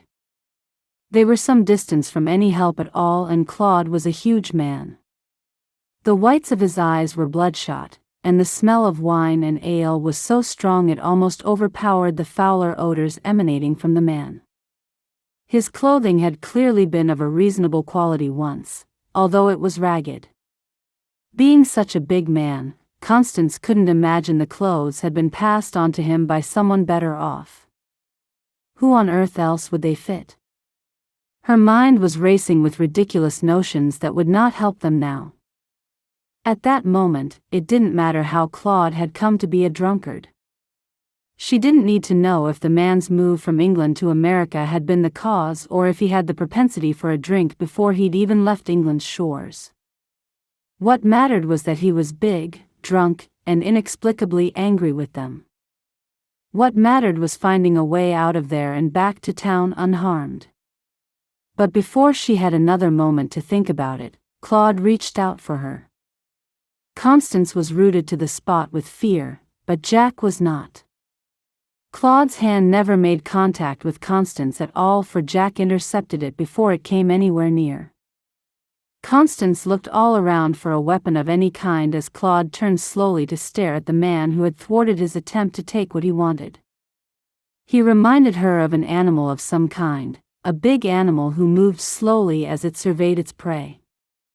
And on this occasion, Jack was the prey. As strong and broad as Jack was, he was nowhere near the size of Claude, and Constance began to fear the worst. Should she run back down into the town to get help? But surely Jack would be dead by the time she returned. And that was when it hit her. She knew now what true loss would really feel like. Not the hurt and rejected feeling of having a vain and ambitious young man turn away from you in favor of a better prospect, but the loss of a man you loved. Really loved. A man who had attached no conditions at all. No money, no dairying skills. Not even any intimacy. How on earth would she go on if she lost a man like that? And if only she had come to this conclusion much faster, she might have been able to tell Jack all about it before he was killed. Constance had known that her feelings for Jack Thornton had grown stronger as the months had passed, but she had mulishly clung to her old pain, even when thoughts of Russell Melton seemed to do her no harm at all. "Jack, be careful," she whispered, too low for the inebriated Claude to hear. "I love you," she said, quieter still. But Jack heard it, she could tell. He looked over at her sharply before his face broke out into the most handsome smile she had ever seen. And with his attention so distracted, Claude landed his first heavy blow without any trouble at all. "Jack!" Constance shouted as he tumbled backward and fell. Claude lumbered over, only to be sent crashing to the floor himself when Jack cleverly tangled his own foot between Claude's, upsetting his already shaky balance. Jack scrambled to his feet and looked over at her, smiling of all things. Constance could see the great bruise which was already forming on his face, and she winced. "I love you too," he said, and she realized that was what he was smiling at. His wife loved him, and he couldn't be happier. "Come on, Claude," Jack said and reached out a hand to help the bigger man to his feet. "Thank you," Claude said and looked confused as if he had no idea how he'd come to be on the ground in the first place. "What happened?" "You fell," Jack said and shrugged. "Well, good day to you," Claude said and performed an unstable bow to them both before setting off in the direction of the town. "What?" Constance said and, although grateful, was bemused. "Poor Claude, he's been drunk so much over the last years that it's affected his memory. He often starts something he can't remember how to finish," Jack said sadly with no hint of malice toward the man who had struck him so hard in the face. "I'm sorry I distracted you," Constance said apologetically. "I'm not." Jack smiled again, as if remembering her words. He brushed himself down and strode toward her, taking her into his arms without any hesitation. And it felt like the most wonderful touch in the world. They had come together at last, and the love they had was real. It was built on a foundation of getting to know each other, not what marriage settlement might be made. "I have been so foolish. I have wasted so much time longing for a man who would have likely taken to his heels and left me here with poor Claude. After all, that's what he did in his own way, isn't it?" He turned and ran and never looked back, not even to say goodbye. "I knew you would come to see it in the end." Jack buried his face in her brown curls. "And you never once tried to guide me there. You never forced your opinion." She straightened up to look at him. "Thank you for letting me adjust in my own time. I never did want a wife who had been pressed into it. I just wanted a wife, and I knew, as soon as you stepped ashore, that it had to be you. And you were worth waiting for." He moved forward and finally kissed her. The kiss felt wonderful, and she thought ruefully of the chaste peck on the cheek Jack had given her on their wedding day. In her mind, this moment would always be their first kiss. "I do love you, Jack." "And I love you," he said and kissed her again before taking her hand and leading her home. Epilogue. Jack paced the sitting room back and forth, his head pounding with tension as he listened for shouts coming from their bedroom. His palms were perspiring, and no matter how many times he rubbed them against the coarse fabric of his waistcoat, they still remained damp. It had been 7 hours, and he knew well that it could easily be 7 more before their child was born. Another 7 hours to wait and see if his beloved wife would survive the ordeal, if his beloved child would survive too. Jack turned again and paced back in the opposite direction.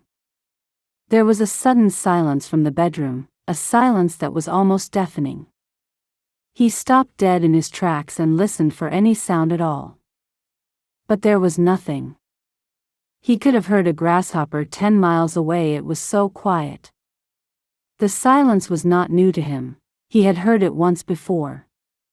But just as he was about to run to his wife, to beg her to stay with him in this world and never leave, he heard the loudest and most determined yelling he'd ever heard before.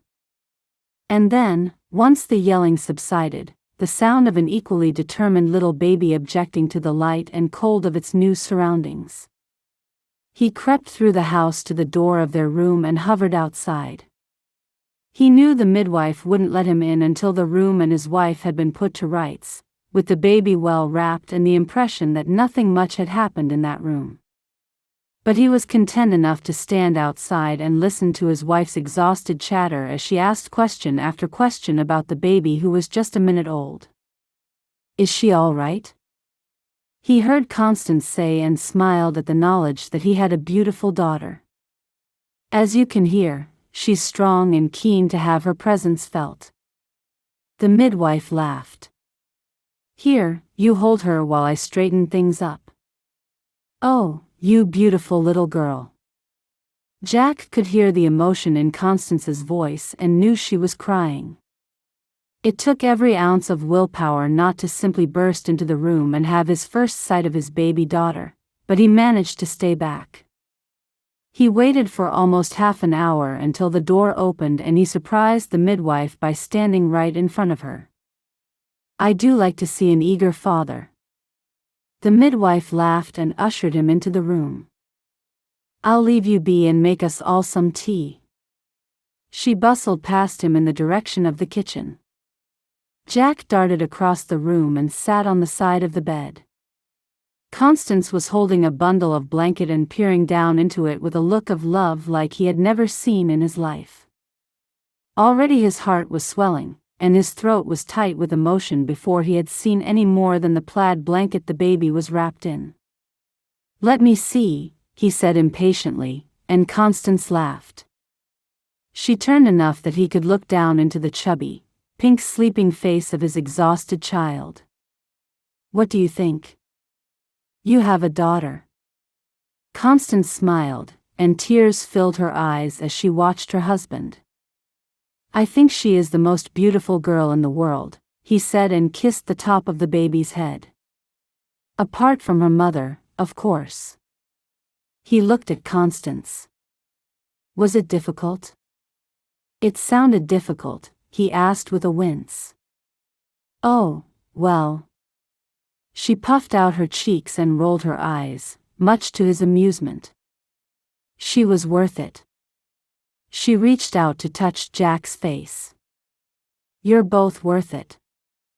I couldn't be happier than I am now. Just to know that you are both safe." Jack sat closer on the bed and rested his head lightly on her shoulder. "I can't tell you how happy that makes me." "And you don't mind that the baby is not a boy?" Constance asked tentatively. "Not at all. I am just happy my wife and child are well. That's all I wanted." "But the farm," she said. "Although, I'm sure we'll have more babies. I'm sure we'll have more babes too. And I'll be happy enough if they are all girls. Any skill can be learned, remember? And it can be learned by anybody." He peered into his daughter's sleeping face. "And you, young lady, are clever enough to learn anything, just like your mother. Even how to milk a cow." He winked at Constance, who laughed. "It was some road we had to travel to get here, wasn't it?" she said and took her turn to lean her head on his shoulder this time. "And I realize now that 3 months on the open sea was the least part of it." It certainly was.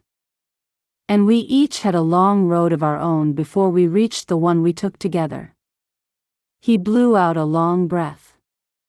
"But everything that happens before is what brings you to where you are now. Every bit of it. The pain and loss, the fear and loneliness. They are like stepping stones that you have to stand on to get to where you're going.